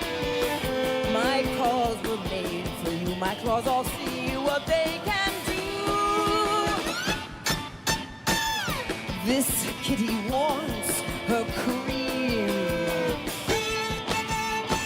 This pussy, oh, she has a little dream. Come run away. Come let me play. I'll have my way with you, and when I'm done, you'll say I stay. I am coming for you tonight. I'm ready. Shut the door, turn out the lights. Lie down upon my table, don't get up. You won't be able. Deep tissue is not the issue, it's the needles I adore. Acupuncture at its best, you'll be defunct. You need a rest, an addict. I assure you, you'll be back for more. You run, but in your heart, you know it's destiny. I'll win. You're slowing down, you're losing steam. I'll notify your last. Can you run? But I run faster, and there's nothing you can do. 'Cause everywhere you turn up, you know who.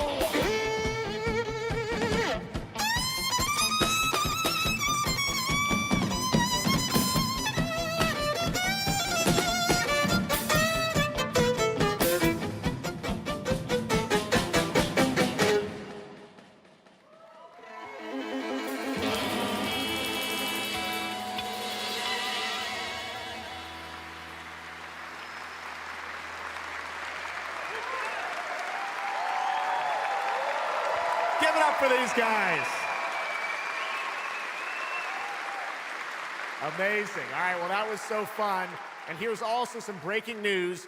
Mugenics is coming to PS5, Switch 2, and Xbox Series X and S on September 8th. Stick around for more of ONL. Right now, here's the launch trailer for Aliens Fireteam Elite 2.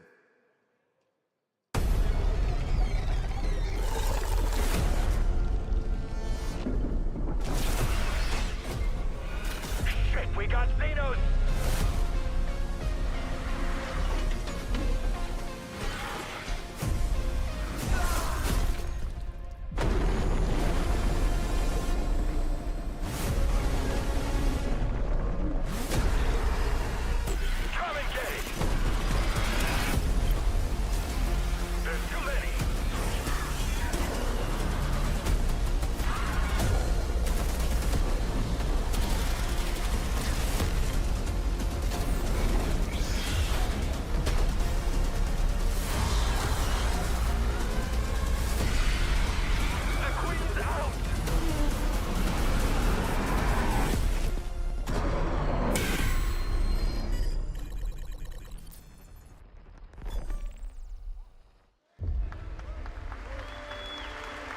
once promised I would tell you everything about your mother. This is that story.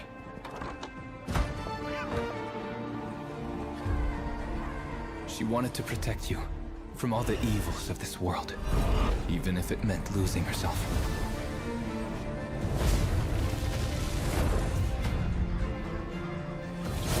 Everything she did, everything she sacrificed, was to spare you from the nightmare we endured.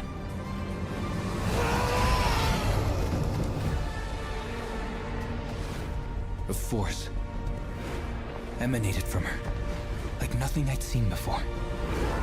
Beautiful and terrifying.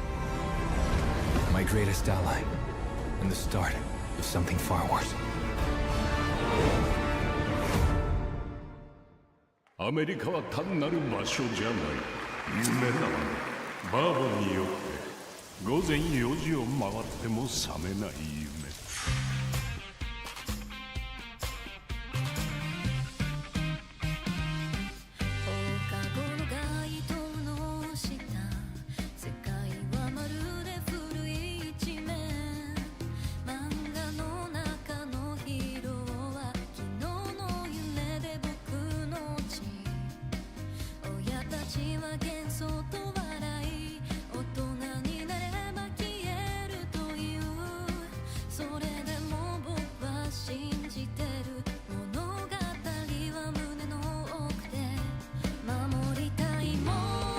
数十年しか生きていない小アッパどもがアニメが幼稚だと。今日はじいさんが家にいて明日はいない。この国は一体どうなることか。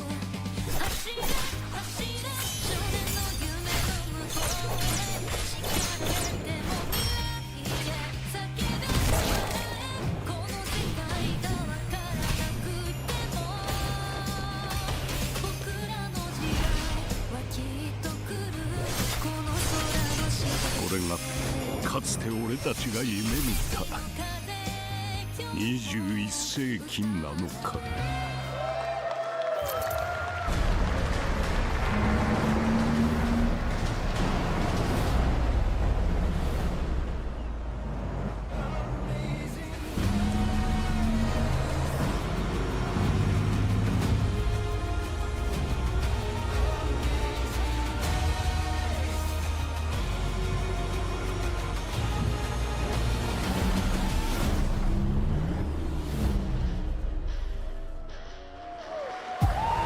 Welcome to the biggest gaming playground in the world, where 500,000 people come together to play, connect, and celebrate across Cologne. 1,600 exhibitors. The biggest names in the gaming industry, bringing countless games for you to explore and dominate.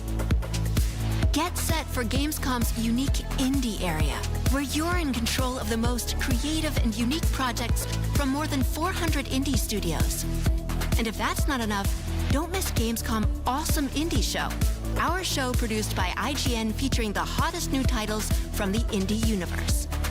Or become the hero yourself and step into the Gamescom cosplay contest, bringing cosplayers and fans together from around the globe for an unforgettable community experience.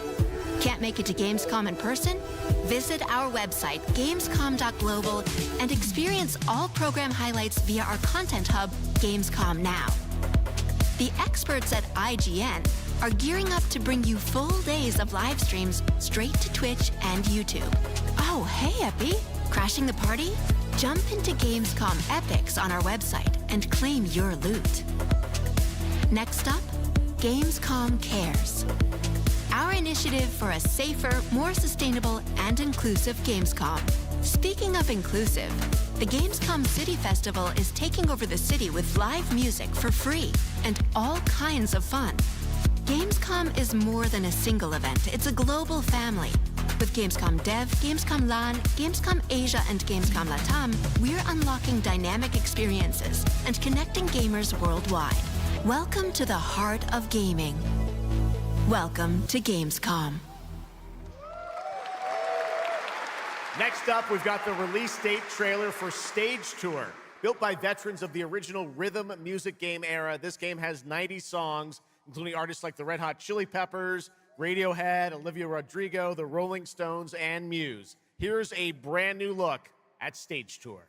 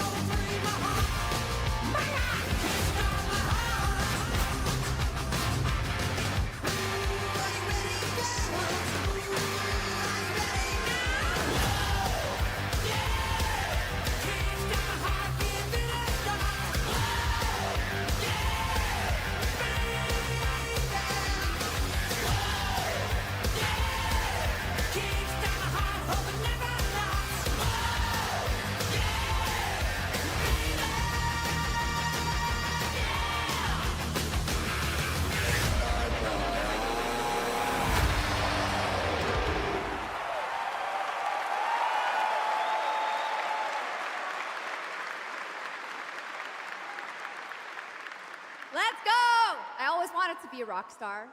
Maybe someday. Next year, Sega's classic game, Crazy Taxi, is coming back with an all-new installment. And right now, we have the multiplayer reveal.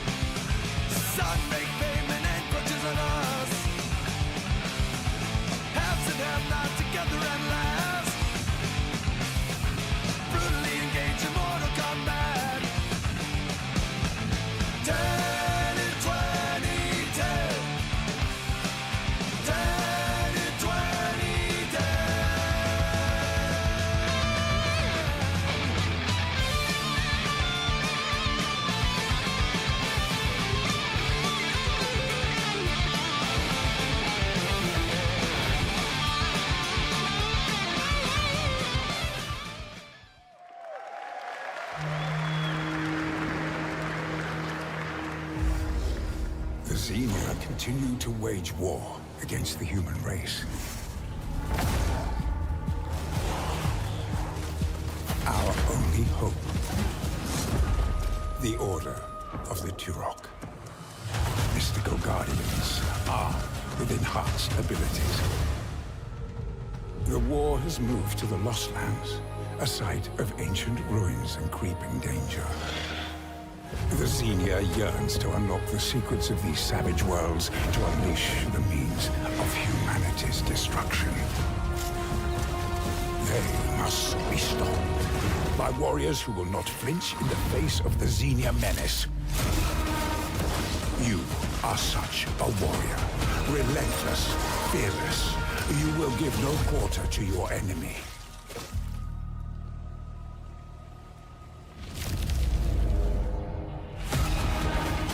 No stopping, no surrender, no limit to your abilities.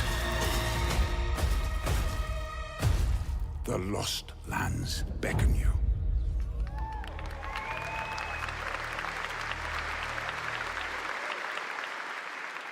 That's pretty awesome, huh? And right now, we are excited to share with you the debut game from Octopus Panic, a 7-person independent studio founded by veterans of the Halo and Battlefield franchises. It's a new co-op action game that launches later this year. Let's check it out.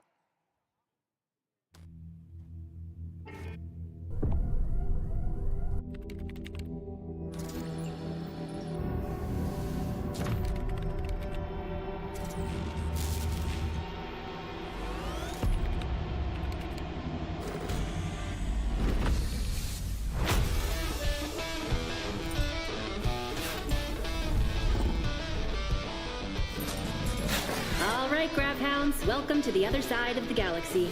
Welcome to your first shift. All right, let's get this done. Remember, every resource gets us one step closer to home. New research options just opened up. Some might even help.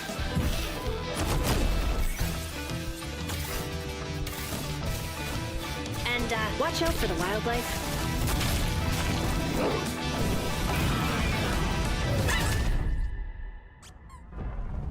Try not to die. Let's go!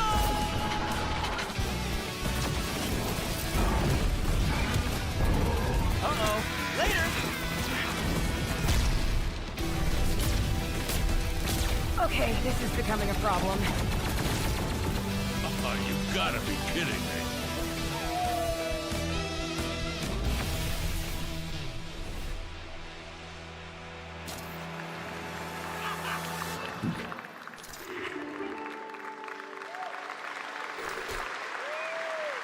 Woof!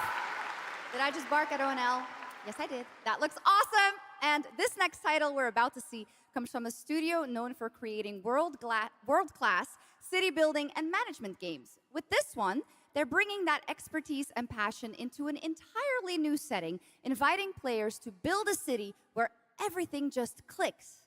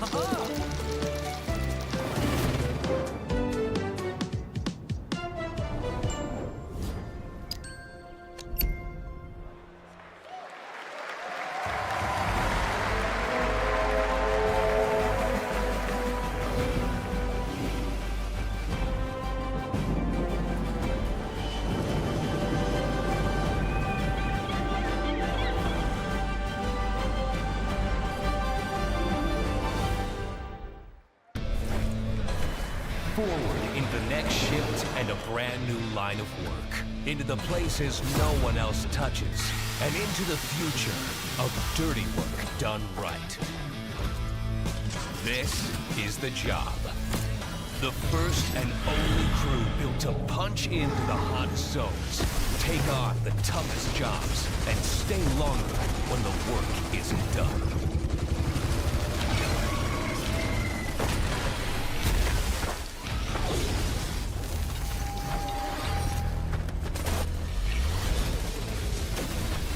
Built with the firepower to clean up the alien mess, and the grit to see the job through to the end of the shift. They'll keep the lights on for one more day.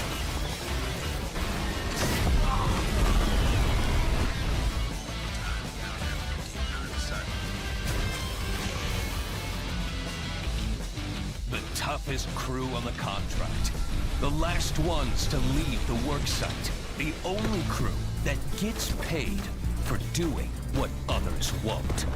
This is Exterminats. Punch in, clean up, get paid.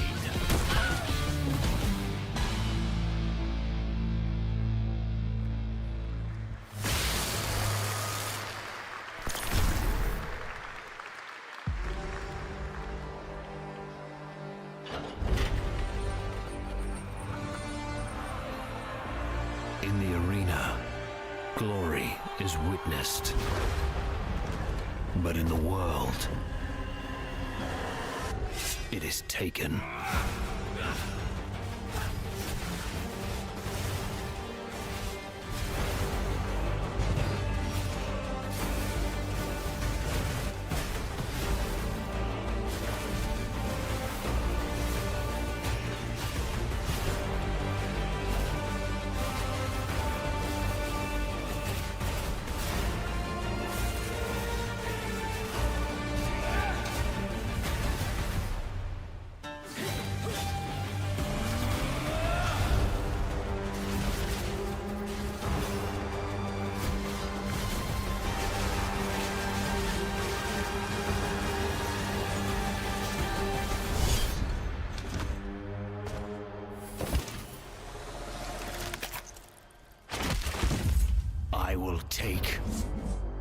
what I'm owed.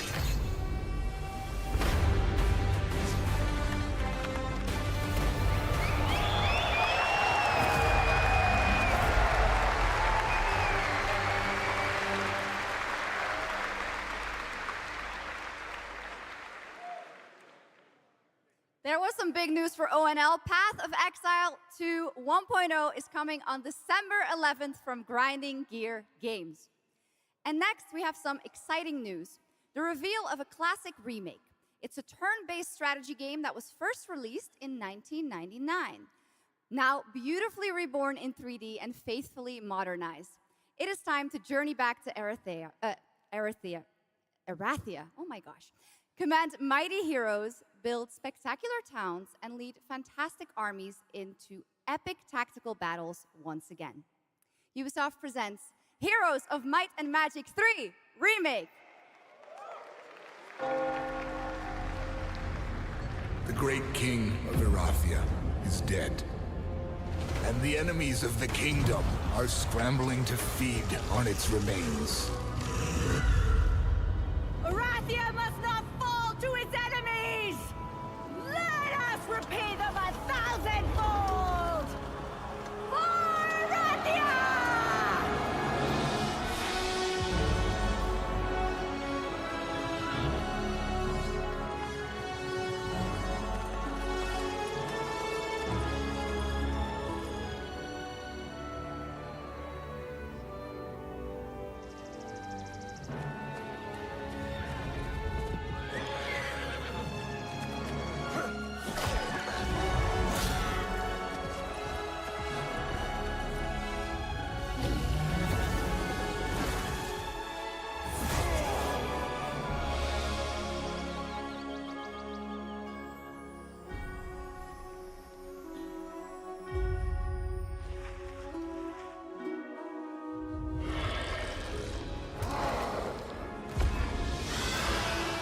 The realm strains under a gathering storm. Heroes will rise. Kingdoms will fall. Erathia cannot escape its fate.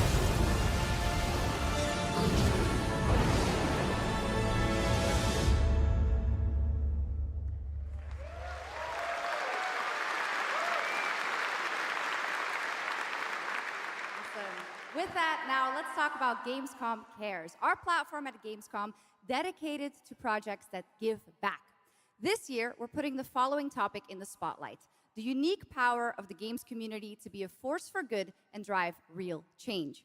Please join me in welcoming a special guest who knows this firsthand, co-owner and business director, Ashley Farkas of Games Done Quick.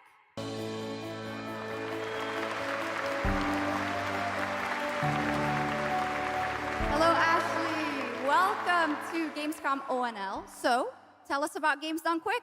Yeah, thanks, Shocks. So, Games Done Quick is all about playing games as fast as possible for a good cause. At every event, we bring together speedrunners from all around the world to showcase incredible runs and raise millions for charity. We are thrilled to bring our live event to Europe for the first time right here at Gamescom. Every donation and sponsorship from the community and our partners goes directly to Gaming for Democracy, an initiative that supports social engagement and democratic values through gaming culture. That's incredible. And since 2010, Games Done Quick has raised over $60 million for charity, right? Absolutely amazing. What a great example of how gaming can give back. Ashley, why do you think it is that the gaming community has such a special power to be a force for good and drive change? So I think games create a space where people show up as their authentic selves, and they connect with others who share those same passions. That sense of community and shared purpose is the foundation for everything. This empowers the community and helps players advocate for great projects like supporting democratic values, healthcare, and global humanitarian aid. I can't agree with you more, but how can this special power be used even more in the future so that we feel empowered to speak up for what's right? Yeah, we believe that the gaming community should recognize just how powerful it already is.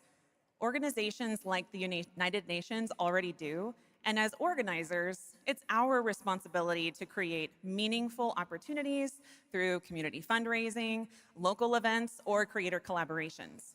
We're always looking for new ways to connect gaming with causes that matter, and our goal is turning our passion into change that lasts beyond the games we play.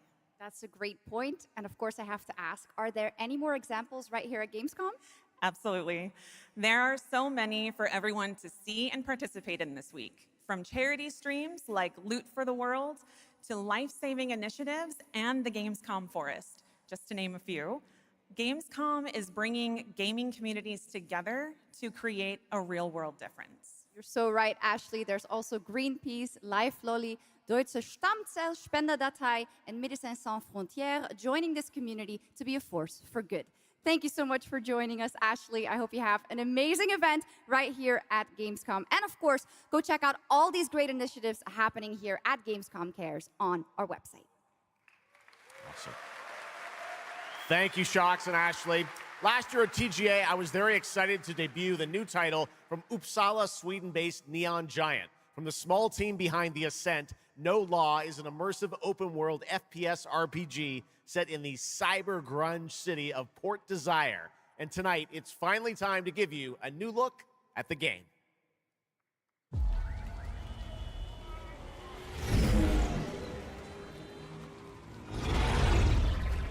You hear about this Gardner guy going after the mayors? The city won't shut up about him. What have you heard? Nobody sees him go in.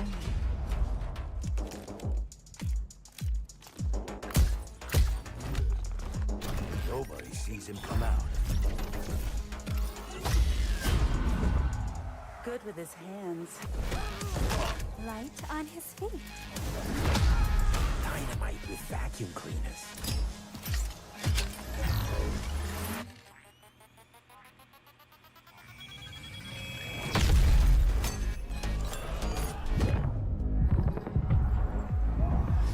Come on, we can handle one freaking garden. He's a ghost. Bulldozer. Pacifist. Tactician. Artist.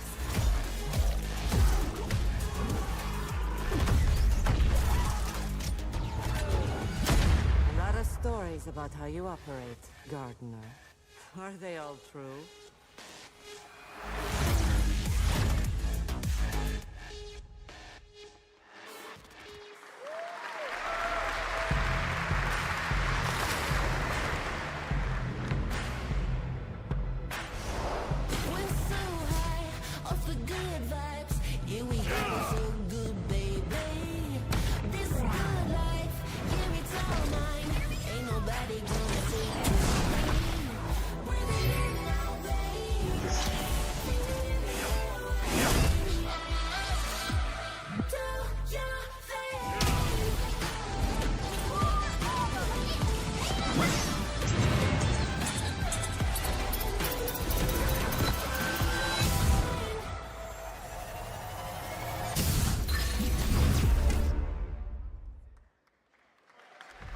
나는 그날의 공기를 기억한다. 세계의 운명이 뒤바뀐 그날을.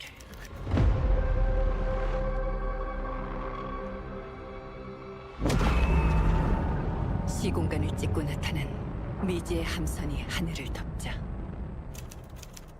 전 세계가 숨을 멈췄다.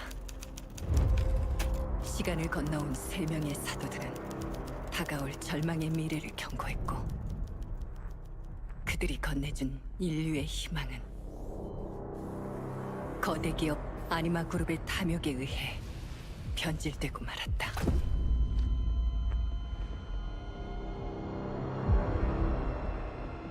사도의 예언대로 검은 물질과 함께 대항마 뷰에르가 강림했다. 인류의 혈관 속에 잔혹한 시한폭탄이 돌기 시작했고 나도 예외일 순 없었다. 우선만 좌우 확보, 클리어. 내부 상황 확보. 전전 위험 없음. 우리의 미래에 아직 구원이 남아있을까?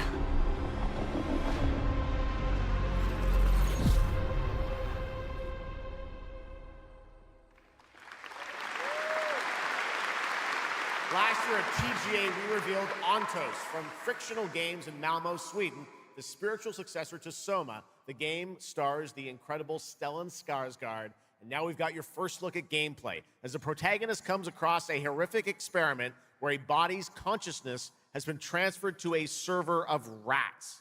It's one of the many experiments in the game, narrative puzzles where your moral choices affect the outcomes of the mission, as well as the rest of the narrative.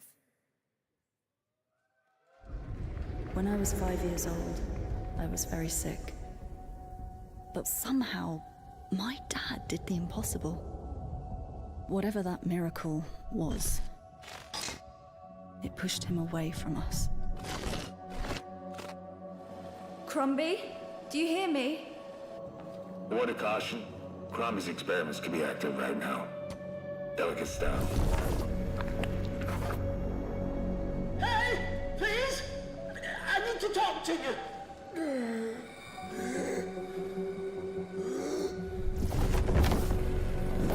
That's it! My savior! Hello? Oh, thank the fates! Someone came! What is this? What are you? There are some notes on the whiteboard to guide you to it.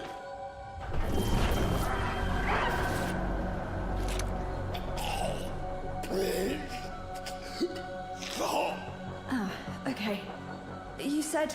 I assure you there is no mind. Please proceed.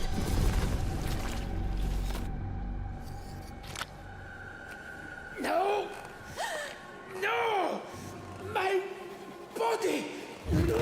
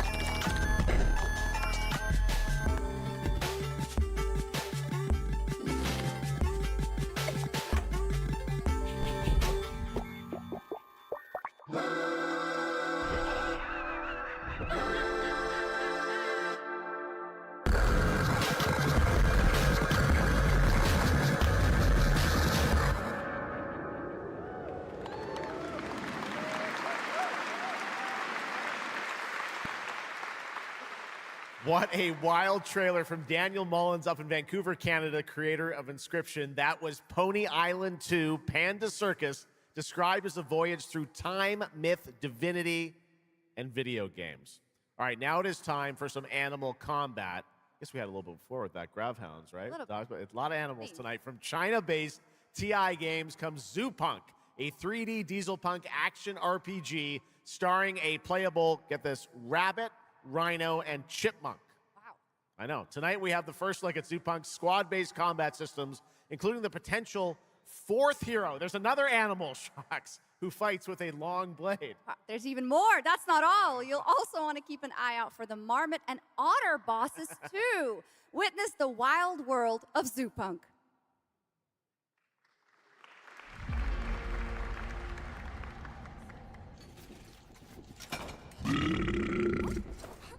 Ready? Let's go save the world. No. I'm gonna smash this rotten world into pieces.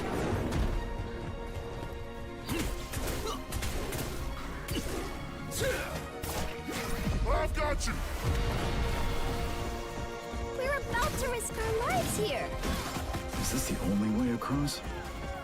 Bratton, toss me there. Get out of Marmiter Village! Quit it already. You can't even beat the rabbits. Hands off, Trixie! Enough! It's a no! No! That's enough! It's lazy!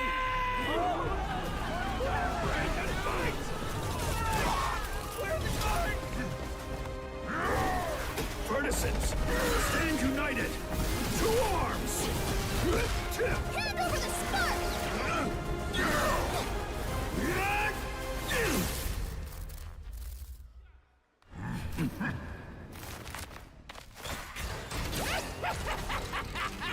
Come and get me! This, the hope of the world?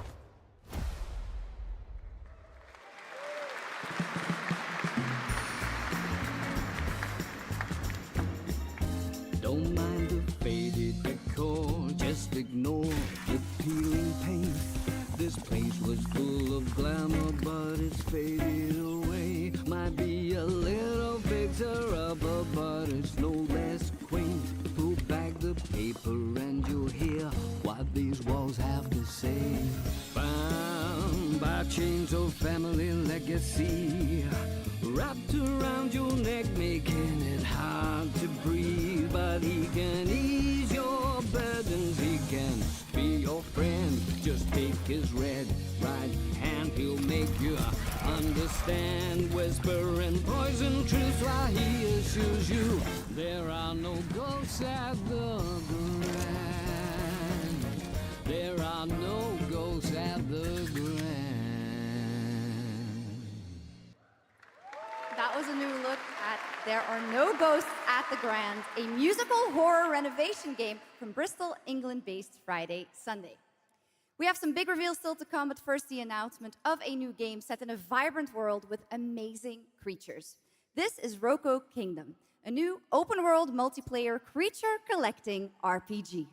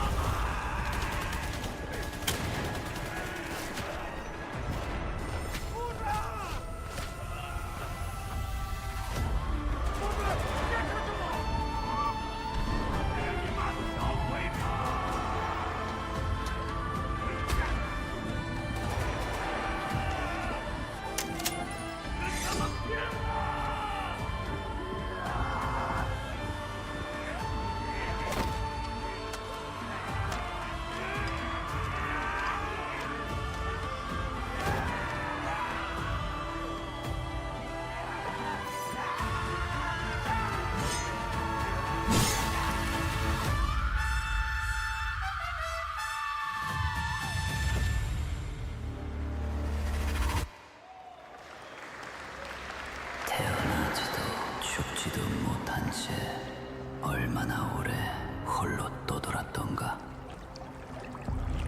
아무리 신을 불러도 그들은 끝내 답하지 않았지. 이제 이 윤회를 내 손으로 무너뜨리리라.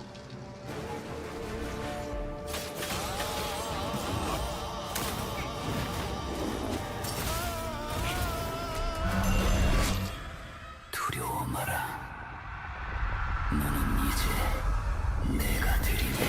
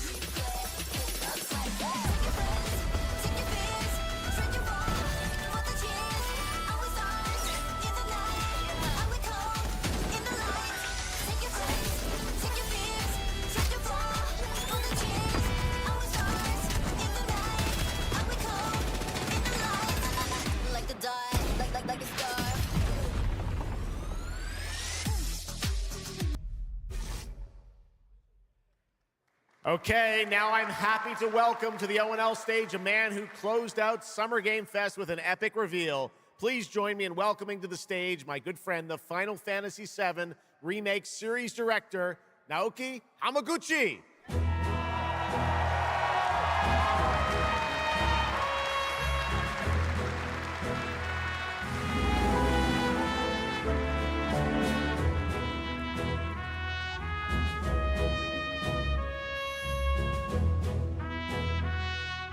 Hello everyone, my name is Naoki Hamaguchi and I'm the director of Final Fantasy VII Revolution.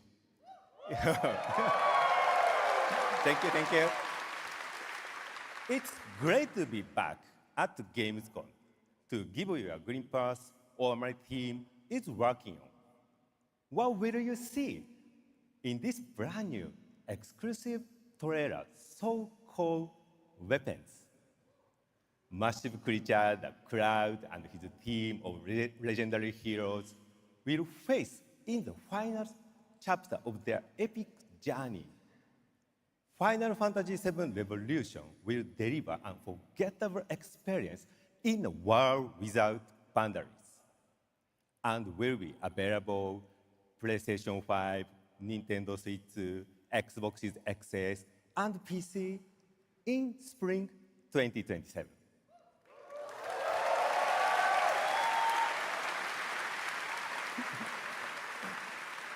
Thank you so much for all your support and excitement. Let's move!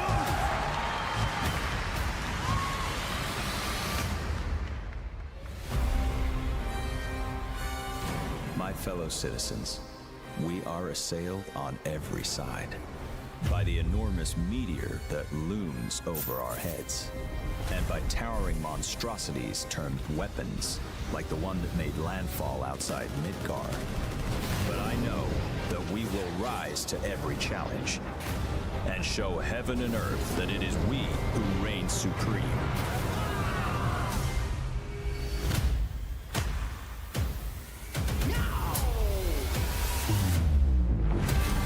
You said weapons are guardians of the planet, right? The planet sees us as another threat to her well-being, and rightfully so. You call them planetary warriors, but I call them weapons of mass destruction.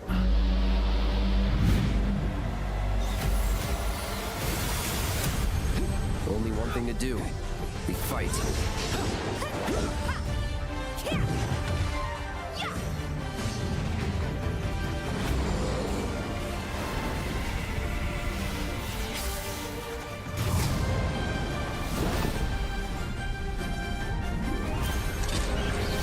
Taking down weapons, hunting materia. Way overdue for a day off. Once we've got a future to fight for, nothing will stop us. Ready? Aim! Fire! We'll finish this together.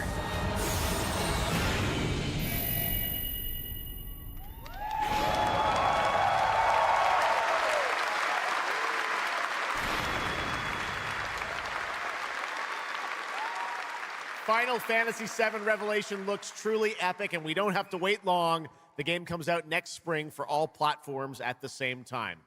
All right, we have one last game for you tonight at O&L, an update on a legendary RPG franchise that won Game of the Year at the Game Awards way back in 2015.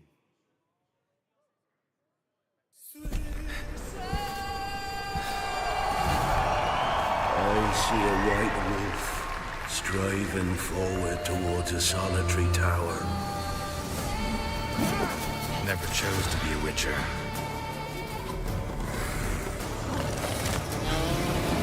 Fate chose for me.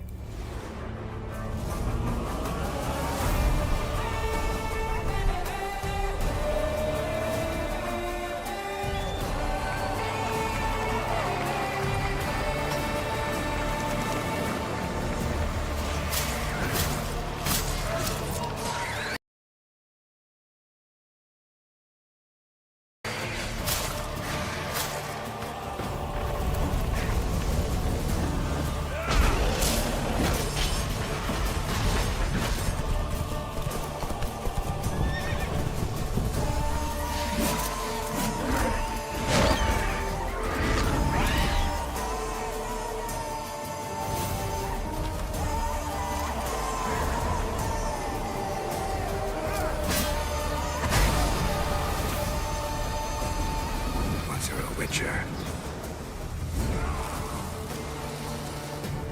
You can't just step off the path.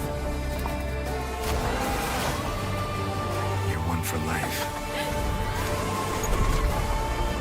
And there's never an ending that's not also a new beginning.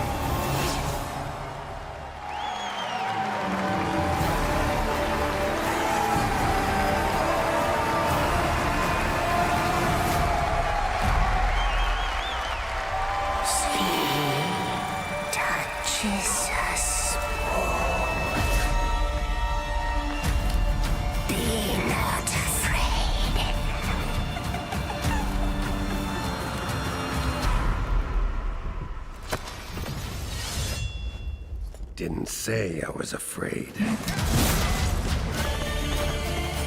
Come, soldier, being of beasts. Delve into darkness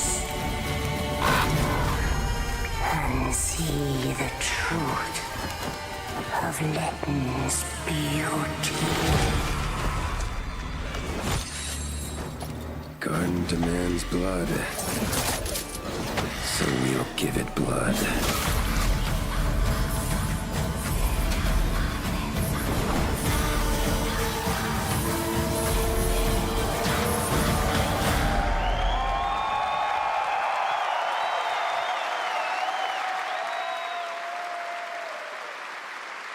That's right. How about that? Free upgrade, free remaster. All right, well, now joining us to talk all about the Witcher 3 news, please welcome the level design lead from CD Projekt Red, Miles Toast.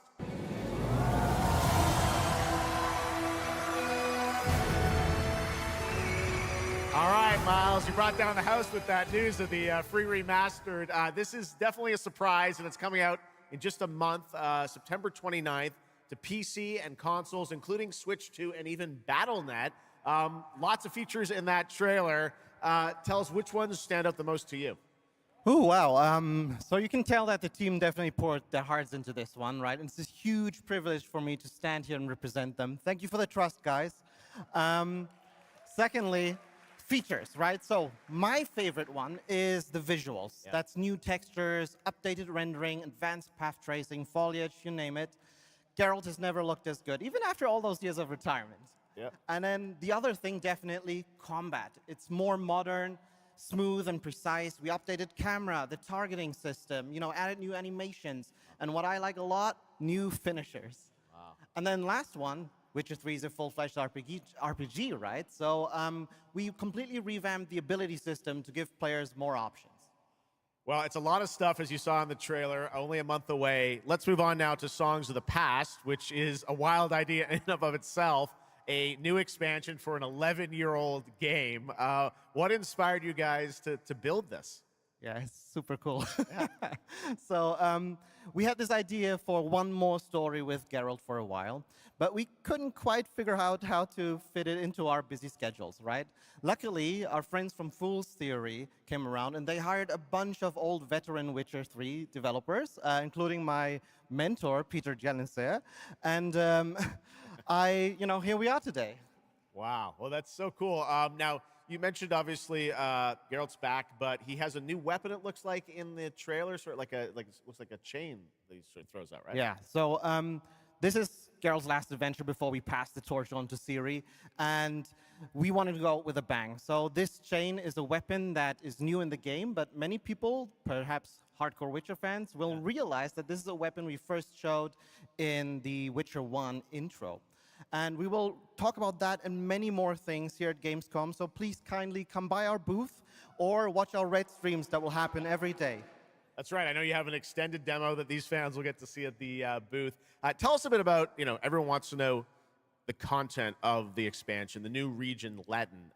Who inhabits it? What lurks below the surface? So Letton is a whole new, unique region that has a unique identity like the other regions in the game.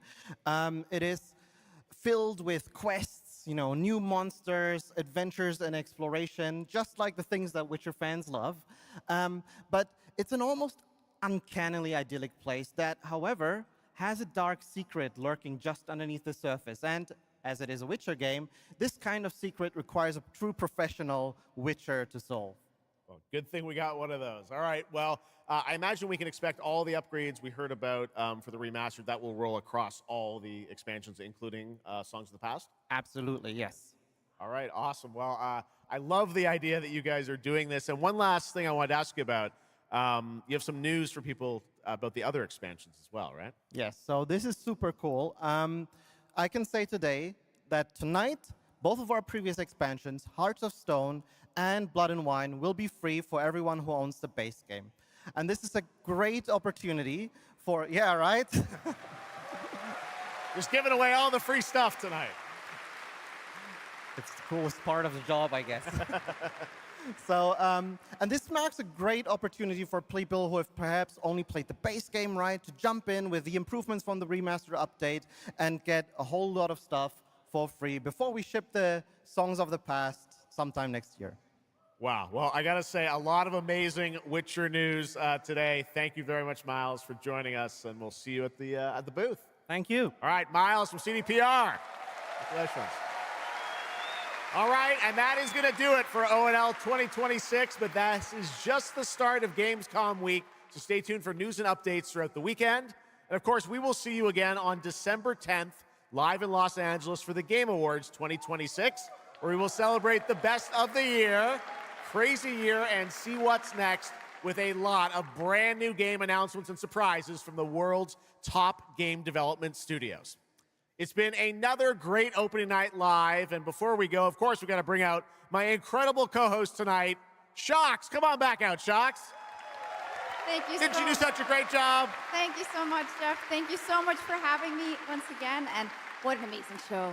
Third time's a charm. We're just going to have to keep bringing you back. I hope all you guys have an amazing Gamescom. Let's go. All right. Good night, everybody. Bye. Thank you so much. Good night.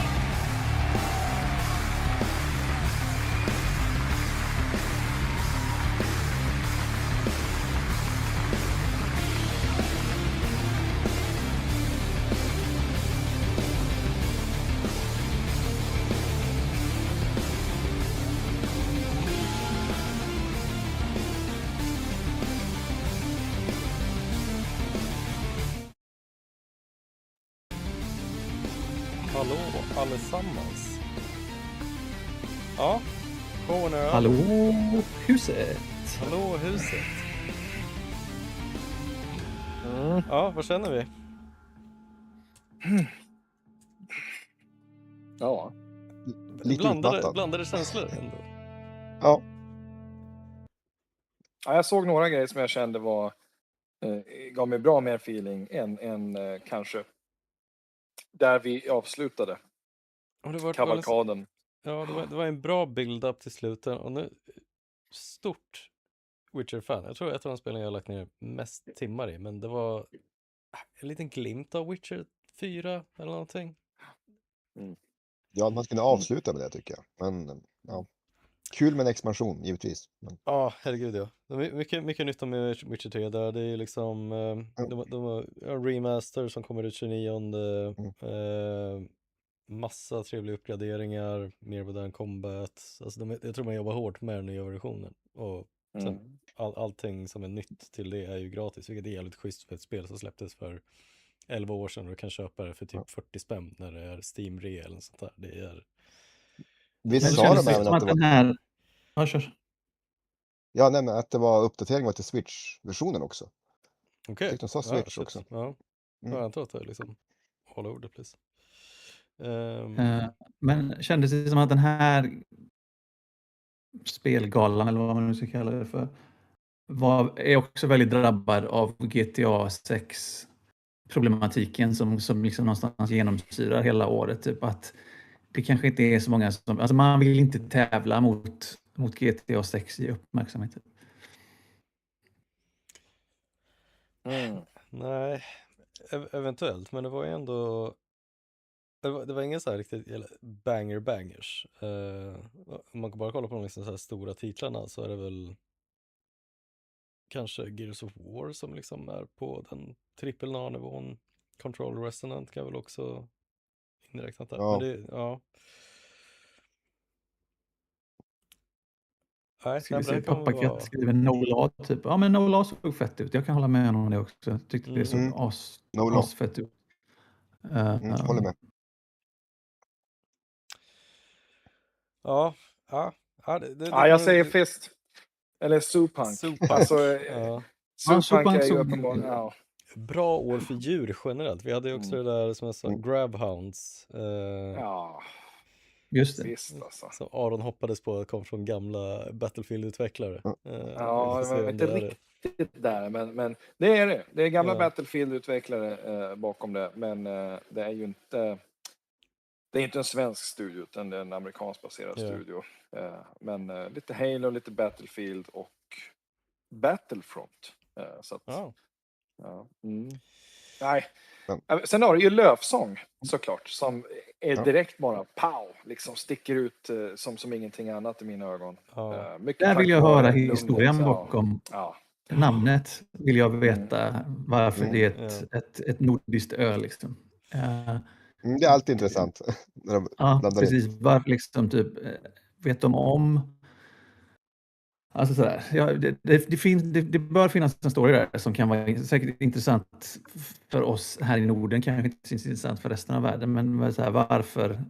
Eller har de bara liksom någonstans läst någon gammal vikingabok och bara, men fett, vi slänger in ett ö här typ. Men annars kan man väl konstatera att just namn var inte, det var inte den bästa galan för namn på spel typ. Nej. Liksom så här, det första spelet vi såg, spelet såg fett ut. Och sen så kommer namnet Nordus Fall. Säger mig alltså så här, typ ingenting. Ja, sen var det här. Ja, berätta André, kör.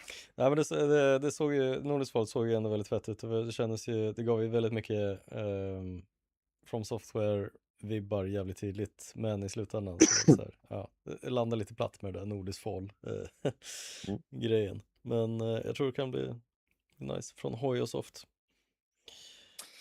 Alltså, kommer ni ihåg den här 1000 Threads of Mizan? Just det. Ja, jag fick ett utskick här nu på den.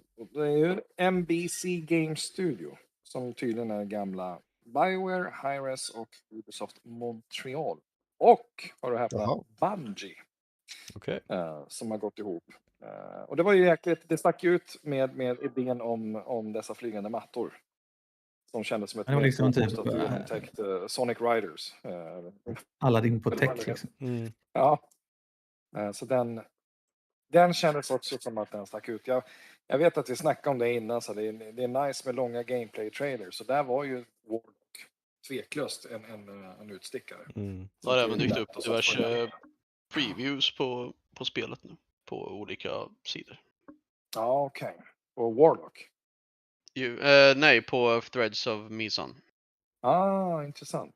Ja, du ser. Ja, nej. Nej, men som sagt, för mig var det nog Fist. Och sen så var det någon annan grej som jag såg där som jag varit hypad över, såklart. Alltså Daniel Mullen. För alla oss som har spelat Inscription och Pony Island. Det har jag inte spelat överhuvudtaget. Och tydligen är Pony Island 2, det är ju mer utav en meta-spirituell uppföljare. Vilket är förståeligt, för att han var ju, så vitt jag förstår, inte inblandad i första Pony Island. Men vad han gör med Inscription och jag tror inte att det var någon av oss som satt och kände att men jag ser precis vad det här är. När den trailern kom. Men det hypar mig rejält. Ja. Kul. Nu ska vi se. Vi har Pappakatt skriver i chatten här. Många grejer så likadana ut och namnet på dem fastnar inte. Risk att det glöms flödet. Och det är jag lite beredd att hålla med. Vi skämtade lite om att det känns som att de har tagit slut på speltitlar. Och det, kan man säga också med alla de här anime-spelen är ju sådär, du kunde visat mig en trailer för alla spelen, men jag hade inte fattat att det var olika spel. Alltså det är väldigt, väldigt, väldigt likadant typ. Har vi blivit gamla? Är det? Hålla med. Är det...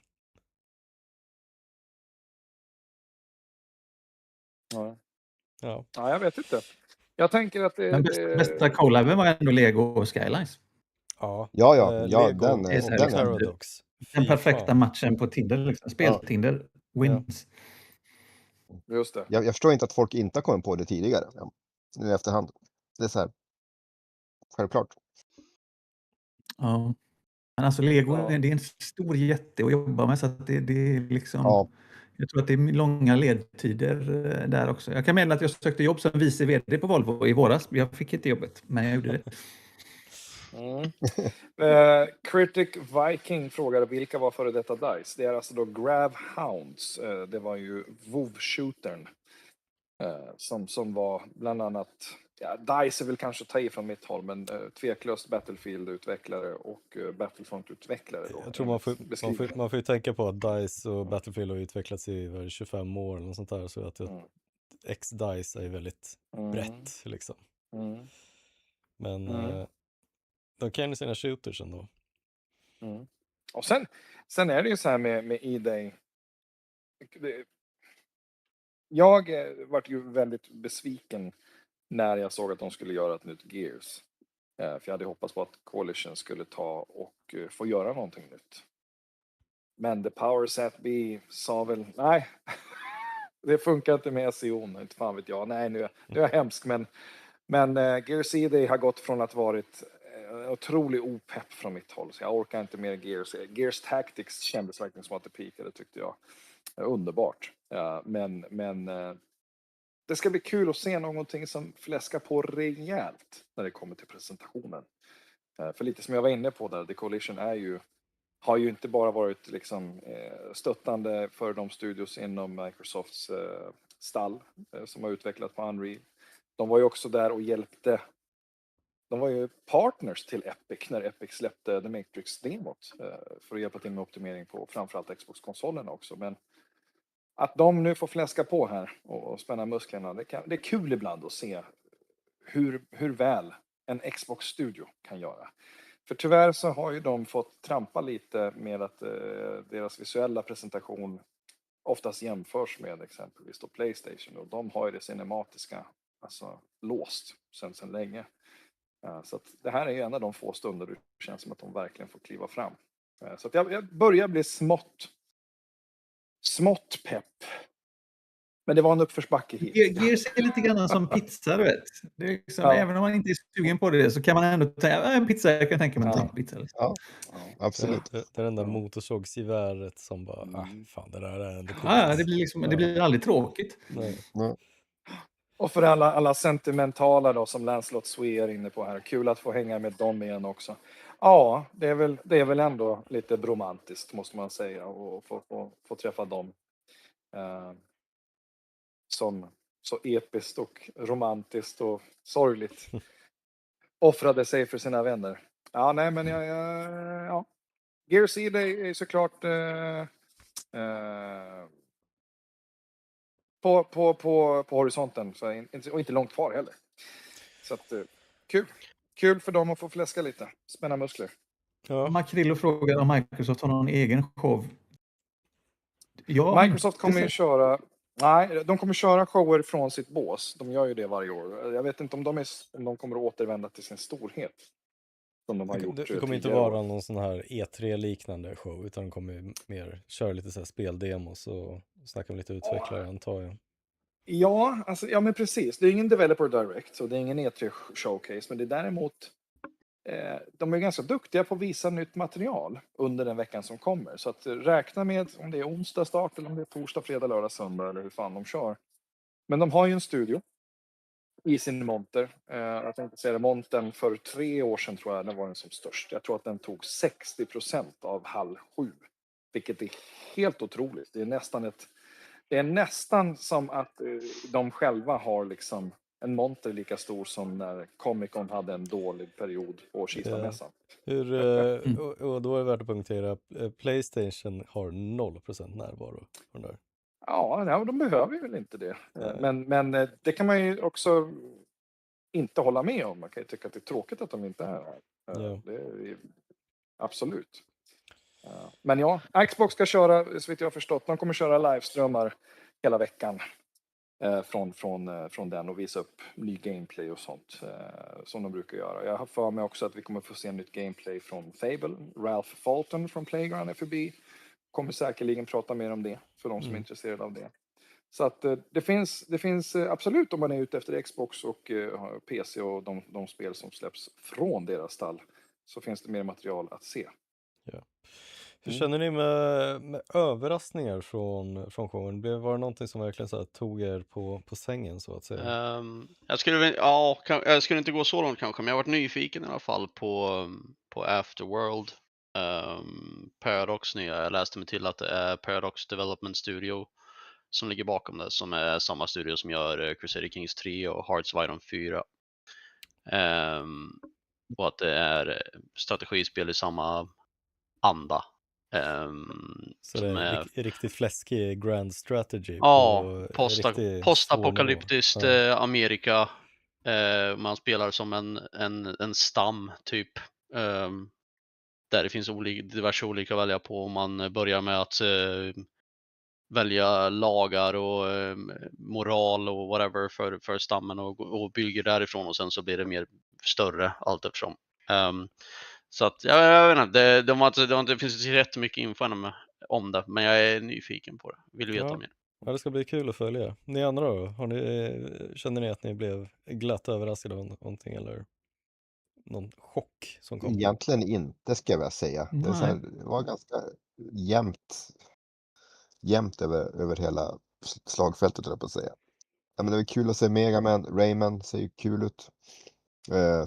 Det där Lego-samarbetet med Skylands var väl lite där. Det här ser roligt ut. Annars det var liksom ingen typ wow, typ. Nej, exakt. Ja, men så kul. En liten tickel liksom, mer än slag i ansiktet på något sätt. Ja, jag måste säga att jag har ju redan nämnt Daniel Mullen och såklart Zoo Punk. Så att Zoo Punk, för mig som gillade Fist, vad var det? Founded Forge någonting, så var det ju kul. Ontus är ju såklart, vi tittar på svenska kopplingar, Ontus och No Law. Här är det är tätt packat och svårt att få in en intervju och speltest med någon av dessa. För min del. Som tur är så kanske vi kan få till tester på hemmaplan sen. Det är ju fördelen med att vi har en del närproducerade talanger. De sitter nästgård, så att säga, så vi kan ju bara traska dit helt enkelt. Nej, men så det är kul att se dem komma upp med nytt Neon Giant. Mitt gamla kontor så satt ju Goat Simulator-gänget satt ju på våningen under typ. Asså. Mäktigt. Ja. Jag försökte bjuda in mig på AV där flera gånger. De bara, nej, du är journalist. Jag bara, nej. Men nej, alltså typ överraskningar, nej. Inte vad jag kan komma på. Alltså så här, kul att se vissa, alltså som vi har varit inne på, Ontos, Supunk, Lövsång. Alltså de här, Lövsång hade helt klart bästa art direction ikväll. Typ. Så jävla snyggt. Men det är ingen sån här typ, alltså det är mer typ, den kommer inte gå till historien, den här showen. Typ. Alltså det är ju pengar, fasen alltså. De betalar pengar för att komma hit. Och det känns, det märks alltså. Jag ser pengarna bara sina iväg för varenda sekund som visas där. Nej, men det är ju lite nackdelen med Gamescom. Det är ju liksom i början på sommaren så är det ju väldigt mycket E3 med väldigt mycket fokus på nya och mer bang liksom. Och här är det lite mer djupdykning och mer gameplay-fokus. Och det gör ju att de här showerna blir inte lika överraskande helt enkelt. Men det finns några överraskningar. Jag tänkte bland annat på ganska tidigt med Rainbow Tactics. Det såg ju ändå riktigt jävla härligt ut. Och jag tror det kan... Ett spel som Rainbow Six kan ju ändå fungera i den settingen helt enkelt. Och det vore ju ändå fett. Ja, och i bristen på ett XCOM 3 så är det ju alltid väldigt trevligt att få se dels det här och sen även Star Wars-spelet som båda är väldigt lika XCOM. Jag älskar den här typen av spel. Pappa Katt skrev här, det fanns en isometrisk sci-fi shooter som var läskigt lik The Ascent. Ja, vi satt ju och pratade om det här också. Att det var liksom... Ja, det var inte ens läskigt likt. Det var förbannat likt. Kan säga det. Enda skillnaden Jag vet att utvecklarna för det har sänt satt i publiken. Mm. Så mycket kan jag säga. Jag Såklart har när inte de gjort skulle det här visa upp spelet. No Law. Ja, men Ja. precis. Mm. Ja, men på tal om No Law, vad känner du om det? Det är ju väldigt stark Sverige-koppling där. Och vi har fått sett det tidigare. Det är från killarna bakom, eller gänget bakom Ascent, och det ser ju riktigt jävla nice ut. Aaron sa att det var kanske den yngsta spelutvecklare-veteranen genom tiderna. Ja, men Arcade Berg är ju han har ju varit med länge på allt från Epic till Bulletstorm och Gears of War Judgment. Wolfenstein-spelen var vapendesigner på, Colossus och så vidare. Sen lämnade han och startade då Neon Giant tillsammans med Tor och company, ett gäng utvecklare då. Så släppte de det sen. Ja, nej, men alltså de har ju ett arbetssätt som uppenbarligen lyckas behålla den här krispiga presentationen samtidigt som att de med ett litet team kan göra saker. Som med det sen slog många med häpnad. Då var de ett core team på runt 12 pers tror jag. Ja, när Arcade Berg är ju då alltså då. När man är yngre än mig och har jobbat på så många AAA-projekt. Då brukar jag säga det, fan. Då är man en av de yngsta veteranerna inom AAA. Sådär. Men det här är ju såklart spännande att se vart det tar vägen. Och det är tydliga spår också sen bland annat vissa av utvecklarnas, inte minst Arcades erfarenhet inom Bulletstorm som man ser den klassiska Bulletstorm-sparken inte minst. Ja, precis. Sådär. Så att jag tror att om det finns Bulletstorm-vurmare där ute så kan man väl ganska hardcore meta, spirituellt kanske få uppleva sig en liten back to the roots för de aspekterna. Ja, men det är lite så här, man ska inte underskatta hjärndött pangande på den nivån. Ja. Så det är ju jävligt roligt helt enkelt. Och det ska ändå spel vara. Den skriver Don Grief skriver här, Stage Door kan bli kul. Och det tror jag också. Alltså Crazy Taxi som... Nej, han är Stage. Jag tänkte på World Tour. Nej, Stage Tour var det här spela musikspelet, va? Det nya Guitar Hero. Ja, Don, jag vet inte om jag håller med det där. Jag tar tillbaka. I retract my previous statement. World Tour, såg du trummorna? Det var ju 6 stycken slagsaker. Det är ju en otrolig uppgradering från Rockband som bara hade 4 och Guitar Hero World Tour som hade 5. Så det är ju ett ordentligt step up. Men vi får se om plastinstrument är på väg tillbaka när det väl släpps. Jag är lite tveksam, men vi får se helt enkelt. Ja, Stage Tour, ja. Harmonix är ju helt inne. Är det någon som har någon koll på hur de musikaliska inslagen i Fortnite ser ut? Är det liksom Rockband? Jag köpte ju Harmonix där. Ja, just det. Jag har ingen aning. Nej, jag har aldrig testat. Jag känner alltid att jag är dålig på Fortnite. Men Fortnite är bra på mycket. Så att det är väl lite där, det är ett stort hål i min spel. Eller lyckligt ovetande, man vet inte. Nej, men alltså, jag brukar säga det. Jag väntar fortfarande på att få recensera Fortnite. För det enda jag har spelat, det var preview-bilden 2017. Sen hände Save the World. Det var ju Save the World. Så sa de att, jag kommer ihåg det embargo-brevet där på previewn. Att fullt släpp kommer, liksom, vad fan var det? Ja, men våren 2018. Men sen kom ju Battle Royale. Sen så var det ingen som PUBG exploderade och sen så såg de en jävla potential. Ja, så att i min värld, även om de är way past 1.0, så har man har aldrig släppt Fortnite i min värld. Men det är stofilen i mig som talar. Vi har ju ett annat litet flådigt spel här som kan vara en direkt konkurrent till GTA när det väl släpps. Pratar förstås om Ananta som är, ska vi säga, anime GTA. Jag tror vi fick se en första titt på det i början på sommaren, eller om det var kanske för förra året. Men det verkar som ett sånt där spel där du kan göra allt. Inga hämningar eller liksom så här gränser på vad du inte kan göra, utan det är bara liksom, de har bara öst in funktioner och det kommer vara free to play. Och nu fick vi se lite nytt gameplay när de typ cyklade eller något sånt där. Inte riveting content, men det var ju ändå intressant att få se det in action på något sätt. Kommer det vara nästa nya storspel för folk som inte gillar eller inte uppskattar våldet i GTA helt enkelt? Ja, Ja. kanske. Alltså, kanske. Men vi sa väl det här med att det är nog en väldigt stor marknad för det där i Asien, tror jag, eller Japan. Kanske inte så mycket här. Men det är många som bor där borta. Ja, du inte får visa vissa saker nu. Och i Kina framförallt. Men där är det väldigt strikta regler för utvecklare på sättet de släpper spel och hur de hanterar det. Vi kan till exempel inte ha en dödskalle i ett spel. De ikonerna får inte ha i ett spel i Kina. Sådana regler också. Och Kina är den snabbast växande marknaden på framförallt Steam. Så att tveklöst finns det väl en marknad där. För det är inte som att Rockstar anytime soon kommer att anpassa sina spel. Det är alltså för någon. Men det är en bra fråga alltså, egentligen. Nu har jag inte ens tänkt på det. Hur kommer GTA 6 stå sig i Kina? Finns det en satsning där? Det är ju längre fram förmodligen när PC-releasen kommer. Det är någonstans 2033 eller vad fasen det kan bli. Hur är det? Får de släppas i Australien, GTA-spelet? Ingen aning.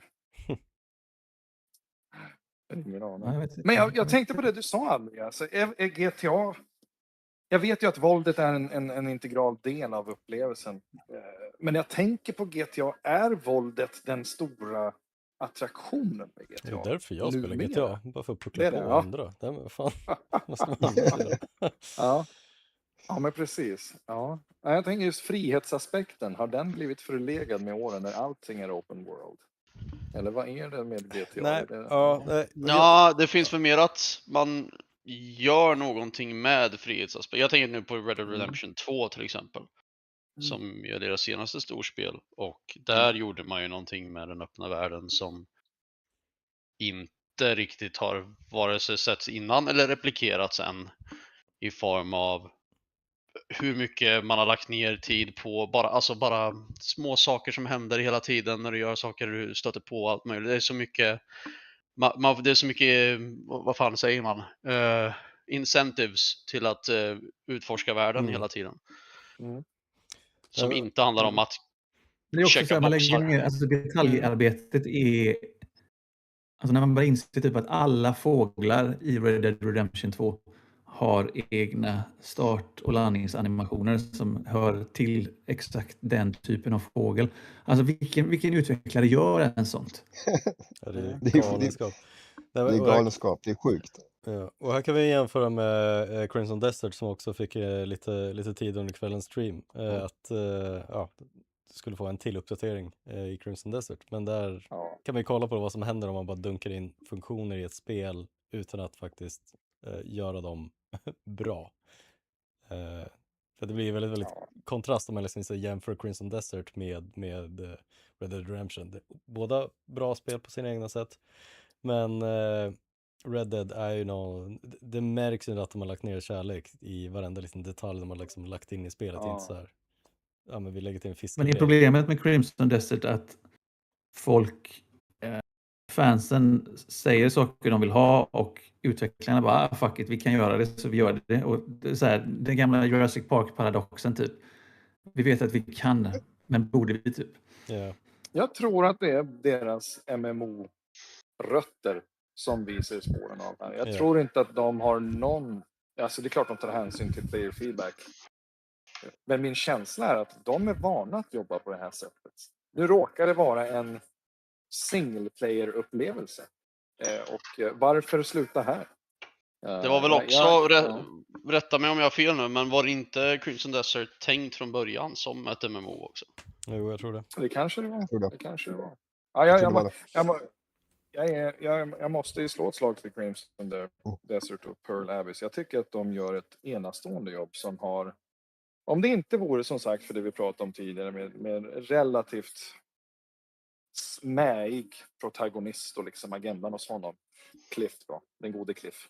Så kan jag väl fortfarande att de tar mig till platser som det är häpnadsväckande. De blandar sci-fi med fantasy på ett otroligt fascinerande sätt. Och någon form av steampunk krydda liksom från sidan. Jag är bara 30 plus timmar in i det, men jag Ja. Mm. Feature creep är ett ord jag liksom vänder mig till väldigt snabbt när jag kollar på det här spelet. Nu har jag ändå lagt liksom 100 timmar och liksom, ja. Men, En sak kan vi vara säkra på. Jag tror inte att Rockstar kommer att operera på samma nivå av by the way, another free patch, you get a free patch, you get a free patch. Jag tror inte att Rockstar kommer göra det på samma nivå som Pearl Abyss har gjort. Utan... Men samtidigt kan man ju säga att deras tempo med GTA Online och mycket content de pushar ut till det, så kan de kommer nog hitta incitament att typ lägga på lite extra innehåll i det här spelet. Jag hoppas, men jag hoppas att de kommer att lägga lite mer fokus på expansioner eller del sina gånger. Jag tror inte de kommer göra det, men jag hoppas att de kommer göra det.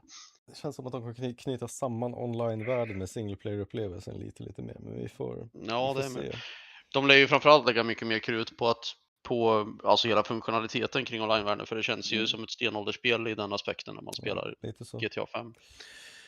Imorgon så kommer ju internet explodera också dessutom. För imorgon är det ju dags. Den här är det fan extended torsdag? look. 30 minuter typ. Övermorgon. Var det inte 26? Nej, 27. Ja, för att 27. Okej.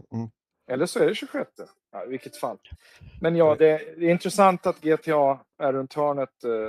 Här sitter vi och ska snacka om Gamescom Opening Night Live och så fastnar vi på GTA. Det säger ju en hel del.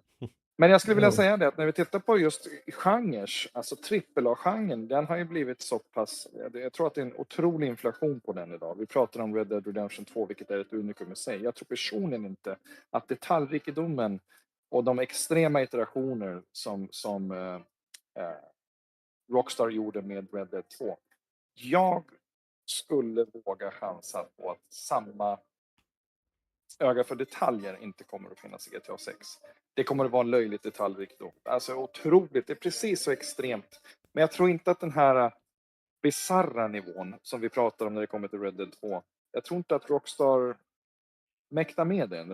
Det är en annan kassako som ska dit liksom. Red Dead Online har ju inte alls tagit fart på samma sätt som GTA Online. Så jag tror att det känns som att de har ett bättre fokus med GTA 6 i min gissning.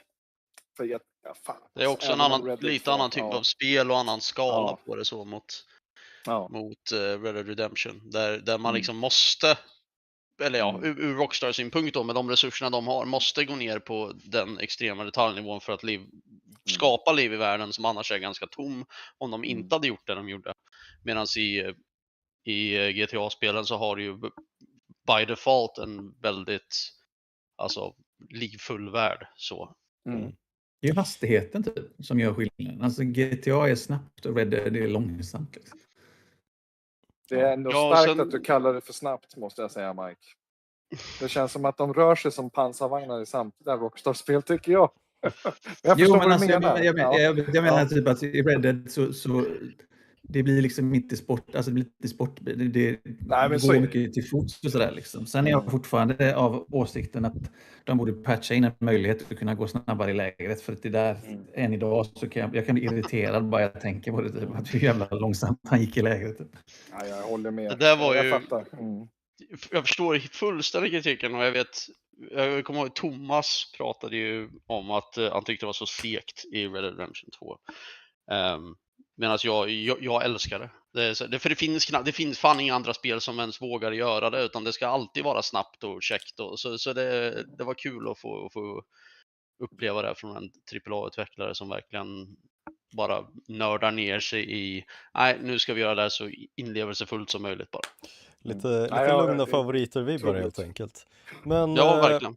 Men nu ska vi se, för att gå tillbaka till Gamescom innan vi tar och börjar runda av. Vi behöver prata lite grann om Warlock, det här vad ska vi säga, lila-rosa äventyret från i Dungeons & Dragons-världen, om jag inte missminner mig. Vad känner vi där? Jag vill se mer. Rätt allt ut. Precis, jag vill se mer. Sen såg det kanske inte så mycket Dungeons & Dragons ut. Men det får du ju du fick bara se väldigt lite av det också, så rent spelmässigt. Men det var kul att se lite gameplay i alla fall. Det såg abilt ut. Sen så skulle även jag vilja se bara mer av det innan jag får någon riktig uppfattning. För det blir så här, det var så här, ganska generiska grejer de valde att visa så vi får väl se sen. Ja, och det känns... Fortsätt, förlåt. Ja, men det känns ju lite, det är lite problemet när man visar liksom så här gameplay. Man vill ju också se en bit av djupet också, men samtidigt förstår jag också att men du kan ju inte gå in i menyn och bara, men kolla många skills du kan välja liksom. En Excel-sheet liksom. Det blir lite temposkillnad där, men det såg jävligt nice ut helt enkelt. Jag är nyfiken. Nej, det var ju den enda egentligen trailern som gav oss en mer traditionell sån här, nu kör vi ett segment gameplay här liksom. Och utifrån ett produktionsperspektiv så tänker jag ofta på hur de här showerna produceras som bäst. Jag vet inte om jag sa det utanför när vi pratade innan, men Developer Directs gillar jag personligen. För det blir matnyttigt, man får en uppfattning och så vidare. Men det är inte allmänt alltså. Att producera en sån här show, är publiken på plats, de är även 2-3 tusen som sitter på plats där inne. Är den så pass beroende av att det ska hända grejer, pang, bom, crash hela tiden? Eller hade det funkat med att ha ett lugnare tempo? Du pratade om att det saknades bumpers eller stingers som det också kan kallas mellan varje trailer, så att det är synd att de inte liksom skärmar av. Switch-klicksen, de är ju väldigt traditionellt tydligt så här, nytt spel visas. Och mycket sånt i produktionen undrar jag också om det är så att det finns fler i chatten kanske. Ni får gärna dela med er av de tankarna. Att man sitter efter en halvtimme, 45 minuter och börjar bli lite mosig. Man börjar tänka, okej, vad har jag sett egentligen? Och så vidare. Det är frågan är, borde den här om man ska då kalla den här mellanshowen, alltså typ mellan Summer Games Fest och Game Awards, skulle det gå att tajta, alltså behöver den vara 2 timmar typ, går det att tajta till den? Hade 1,5 timmar räckt, kanske till och med 1 timme, 1/4 räckt och bara liksom sådär. Sen fattar jag att det finns liksom ekonomiska incitament och makter som styr över detta, men det är sådär, det känns som att man också skohonar in saker som ja, jag vet inte, känns sådär. Som, jag vet, det var någon inne i Pappa, katt och Makrillo är liksom inne på det här typ att hur många AAA-titlar var det egentligen liksom, som visades upp typ? Alltså nya var det typ 3 kanske? Ja, om ens typ, det. alltså, Final Fantasy 7 och Metro skriver Pappakatt och vill man vara krass då kan man väl säga att typ, men Witcher 3 är faktiskt en AAA-titel även om den är 10 år gammal. Liksom. Ja. Här lyfter Pappakatt upp Metro 2039 också. Den var vi ju enhälligt peppade på här. Kommer jag ihåg nu. Ja, det är fett. Det ser riktigt bra ut. Men jag tänker också, på tal om det jag nämnde tidigare med inflationen inom AAA. Alltså AAA, alltså 4AA, call it what you want it. Det känns som att det här sprack någonstans för 5-10 år sedan. När det blev så otroligt ökad kostnad i spelutveckling. Och många av de här spelen som man ser känns ju liksom som att de erbjuder hundratals timmar i innehåll. Otroligt stark presentation och det är både MMO till höger och RPG till vänster och action adventure liksom. Det är så pass mycket det som klassas som AA idag, det var ju det som vi hade sagt var ett AAA för 10 år sedan. Alltså de här, jag tänker på det här, fan det kom något spel som hade massa kända skådespelare. Jag vet inte om vi visade upp någon trailer, ingen fattade någonting och sen så typ Michael Madsen var med och det där Contraband hette det va? Yes, det gjorde det. Ja, om man tänker bara att det har kostat så mycket pengar typ och sen så var det bara total skit i slutändan liksom. Men är det inte också Contraband varit nedlagt, så mycket vet jag om det är nej, men det var inte det var, vad fan hette det? Rockay City någonting. Ja. Just det, Crime Boss, Rockay City. Just det. Ja, nej, det är fast inte lätt att se. Men nej, jag tänker att när vi tittar på till exempel spel apropå som... italienska utvecklare vi nämnde förut tidigare, så är det ett italienskt spel också. Crime Boss Rocky. Alltså, nej. Ja, du ser. Ja, nej men alltså trippel A där. Ja, berätta vad säger Kef Kebab? Kef Kebab frågar om det här Snoop Dogg. Det var väl något tillägg till... Ja, Hitman. Ja, det var ett nytt Elusive. Ja, nytt uppdrag till Hitman. Inte ett nytt spel. Okej. Tyvärr så kunde man inte assassinate Drake då, som vi konstaterade. men Snoop är en bra början om man inte gillar hiphop. Jag tänker så här, nästa sån där DLC så får de ha en omröstning om vem man ska bjuda in och gästspela. Alltså det hade kunnat sälja konsoler, ett sånt spel. Ja. Som bara går ut på Om man tänker på gamla, vad hette det där som 50 Cent gjorde? När man spelar typ som 50 Cent. Ja, Sand. Men det var ju skit. Alltså det var ju en riktig actionrökare. Det var ju ett bra spel typ. Om man bortser från story och all skit liksom, så var ju alltså själva spelet var ju, alltså gameplay var ju svinroligt. Det var ju samma sak som Def Jam Fight for New York med alla rappare typ. Just det. Det var ju liksom, alltså, än idag står sig det. Alltså gameplaymässigt helt fantastiskt. Ja. Ja, men vad jag ville säga om AAA bara var ju att jag tänker att förflyttningen här, många kallar ju till exempel Pragmata för AA idag, ett Capcom AA. Så. Det var lite och där känner jag personligen att jag menar så fan, det är ju AAA. Men vi jämför sådana spel med sådana här, jag vet det var någon som sa det på någon LinkedIn-post jag såg, att liksom, när man tittar på projekt som GTA eller Crimson Desert, det är ju liksom inte in the realm, utan det är ju någon form av, det är någon form av megaplattform istället. Som inte går att jämföra sig med från andra spelhus. Och då tittar jag återigen på det som visas från de här showcases, som är då egentligen ska vara en global reach. Och jag är supernyfiken på hur många som tittar på det här utöver de olika regionerna i världen. Vad är er känsla? Vad skulle ni gissa?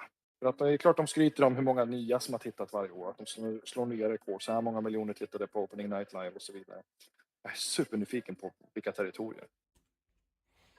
Ja, du får gå runt lite grann och försöka ragga åt lite coola stats. Ja, hörru Jeff, vad är siffrorna? Hallå G-man, berätta. Jag ska bara flika in också och säga att apropå Metro 2039 så kan ni läsa vår förhandstitt imorgon. Och även alla andras. Ja. Och imorgon kommer också... Vi vill inte läsa någon annans, vi vill läsa ditt. Fuck alla andra. Nej, men vi har ju också Heroes of Might and Magic 3 Remake imorgon som Dev har kikat på också. Den kommer imorgon förmiddag. Så det kommer mycket bra spelcontent den här veckan, kan jag säga. Det blir bra skit. Filip 9141 frågade om det var Xbox som brukar köra World Premiere. Nej, det är... Ja, men absolut. Det är just det, World Premiere. Ja, precis. Ett tag där så hade de alla möjliga stingers. Ja. Vad är det Gamescom kör då? Ja. Nej, de kör ingenting sånt. Jag tror att Keely och Company säger liksom. And now we have a World Premiere eller a new reveal eller någonting. Jag vet inte. De gör väl ingen stor grej av det, är min känsla. Ja, det kanske har tonat ner. Som att de hade en sån borderplate skärm typ. Men jag vet inte. Men nu kanske fick så mycket skit för det under alla år att de har sagt nej men vi kan inte köra det. Det går inte. Men jag tänker att det är dags att runda av lite grann. Om vi skulle säga få droppa 3 titlar från kvällens show som vi ser fram emot att spela.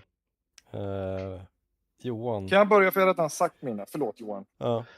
Så kan ni säga avsluta, sen ska jag hålla käften för jag vet jag babblar. Men vi pratade om Gamescom-formatet. Jag har ett par år nu känt att det de borde göra är att slå på det här 2-3 kvällar istället. Dela upp det för att ge mer. För att vi ska komma ihåg det att det som vi såg här, hur grötiga vi ändå blivit i huvudet. Det är ju knappt 1% av spelen som finns på mässan. Vilket är sjukt i och för sig. Föreställ er det vi såg ikväll, hur mycket, det är knappt 1% av det som finns där på i hallarna liksom. Så att för att göra det rätt hade jag hellre sett att man delar upp den här showen och producerar, man lägger lite mer pengar på att producera kanske 2, kanske 3 stycken shower var det kör- på 40-45 minuter. Kör lite mer genrebaserat så det inte blir den här känslomässiga röda kanske tråden det. som blir Ja. helt jävla galen under Ja, resans gång. ja, men för att 2 timmar är lång tid för reklamkavalkad alltså. Förlåt, that's it. Ni vet vilka spel jag såg fram emot. Nu ska jag vara tyst. Ja. Johan, vad känner du? Ja, 3 spel. Det var ju No Law förstås som har pratat om redan. Så intressant ut. Sen, ja vad heter det här flygande mattspelet. Fick vi egentligen bara se en trailer på. Threads of Missile. Thread of, ja, såg lite där. Ja, det här ser lite intressant ut i alla fall. Och sen tycker jag ju, ja, jag vart ju så här, men fan, Lego och SimCity förstås. Ja, det kommer jag spela, definitivt. Ja, Så det är mina 3. Såg mäktigt ut. Mm. Mike, Ja. hur ser det ut hos dig då? Men alltså, 3 spel som jag garanterat vet att jag kommer att spela är Rayman Untold, heter det så? Jag kommer definitivt spela Mega Man. Och jag är nog inne på Johan här också, alltså Lego Skyline. Alltså The Witcher, underförstått, alltså, vi alla kommer spela det. Vi vet obligatoriskt. man kan vara kaxig och säga nu, jag kommer inte spela om det och sen så sitter man där ändå. Vi alla vet det. Yeah. Men Lego, alltså, så här, jag tror fan att det blir en bra mix där. Lego plus Skylines. Jag tror att det kan bli löjligt bra. Jag hoppas det då. Ja, Mr. Mikael Berg, vad känner du? Du kom in lite sent, men jag antar att du hann med några riktiga Ja, bangers. men jag tror fan jag ser typ allt. Jag skulle säga Ontos av Frictional Games, deras nya. Ser jag fram emot och se mer av till att börja med. Men där vi fick se gav mer smak. Jag tänker i första hand då på Soma som jag tycker är ett fantastiskt spel. Och det här är ju också sci-fi och det är också lite skräckvibbar och det blir intressant att se vad de gör med det. Sen nämner jag väl kanske Afterworld från Paradox. Mest för att vi inte fick se ett skit och jag är nyfiken för att av Paradox-studion själva som gör Hearts of Iron 4 och Crusader Kings 3. Så att det är mitt gebit och då vill jag se mer. Och som tredje spel, vi kör väl på Rainbow Six XCOM-kopian ändå. För fan vad jag älskar XCOM och det är kul att se fler spelare i den arenan när Firaxis, eller vilka är det som gör XCOM? Så inte själva gör det i alla fall. Ja, Firaxis, ja men visst. Ja, men bra mix ändå. Jag måste ändå säga det som utöver de sakerna som liksom vet att man ska spela, alltså Rayman, Mega Man, Witcher, det obligatoriska spel som man måste spela. Så jag är mer sugen på att testa There's No Ghost at the Grand och kul att se att Billy Boyd från Sagan om ringen kommer med där och flickar in på törn. Vad var genresamlingen som de sa där? Musical horror Renovation. Something. Ja, Renovation. Och det är ju att det bara lockar är ju fan, då är man ju död i själen känner jag. Sen så tror jag det ska bli jävligt kul med att se lite mer, eller få testa Turok Origins, en gammal klassiker. Det kommer ju så riktigt, jag har starka minnen av någon så här brain bore skjutvapen som bara borrar in i hjärnan som är eller så här, självsökande. Och sen är jag jävligt svag för plastinstrument också, så Stage Door kan ju bli jävligt kul. Ska bli kul att se, eller återvända till plastinstrumenten. Ja. Men sen, Control Resonant, det är bara några veckor kvar ser bra ut. Ja, jag tyckte de visade nästan lite för mycket i trailern. Blundade du? Men de vet vad de ska trigga. Ja, men de bara... Några XCOM-posts i chatten där. Ja. Jag noterar dels XCOM P om 2 dagar i Star Wars-tappning, skriver Pappa Katt. Och där har vi ju en recension på som kommer. När kommer den? Yes. Torsdag, tror jag. Det är torsdag. Ja, jag tror torsdag. Att embargot går ut imorgon, eller 27. Ja, exakt. Ja, det är imorgon. Det är imorgon. Ja. Det är makrill och... Senast 2, ja det gjorde jag en förhandstitt på. Ja, och det är ju ute i 1.0 nu. Men det är riktigt bra. Även första, det är ju ganska likt det första som är typ 10 år gammalt det här laget. Men bra. Det påminner ju mer om de gamla XCOM-spelarna än de nya i många avseenden. Sen har vi Reservoarhund. Ja, det är ju det av Heroes of Might and Magic 3. Ja, men det var en blandad kväll och sen så Critic Vikings fram emot 2033 Metro. Ja, men fan, alltså det känns ändå man när det börjar smälta lite grann så kanske man tänker att okej, men det kanske blir några bangers ändå. Och bangers kommer det nog bli. Men vi kan väl säga så. Vi tar väl och rundar av här. Och tack så mycket till alla som har tittat. Tack för att ni hängde med. Nu har vi suttit här nästan 4 timmar nästan. Så, otroligt imponerande. Alltså. Ja. Så tack för att, tack för er tid. Jag kan fan inte prata längre. Vi får ses i etern och så vidare. Och vi får fortsätta snacka spel i forumet och får fortsätta umgås med varandra. Ha det så bra, så ses vi. Ja. Frida. Ha det bra.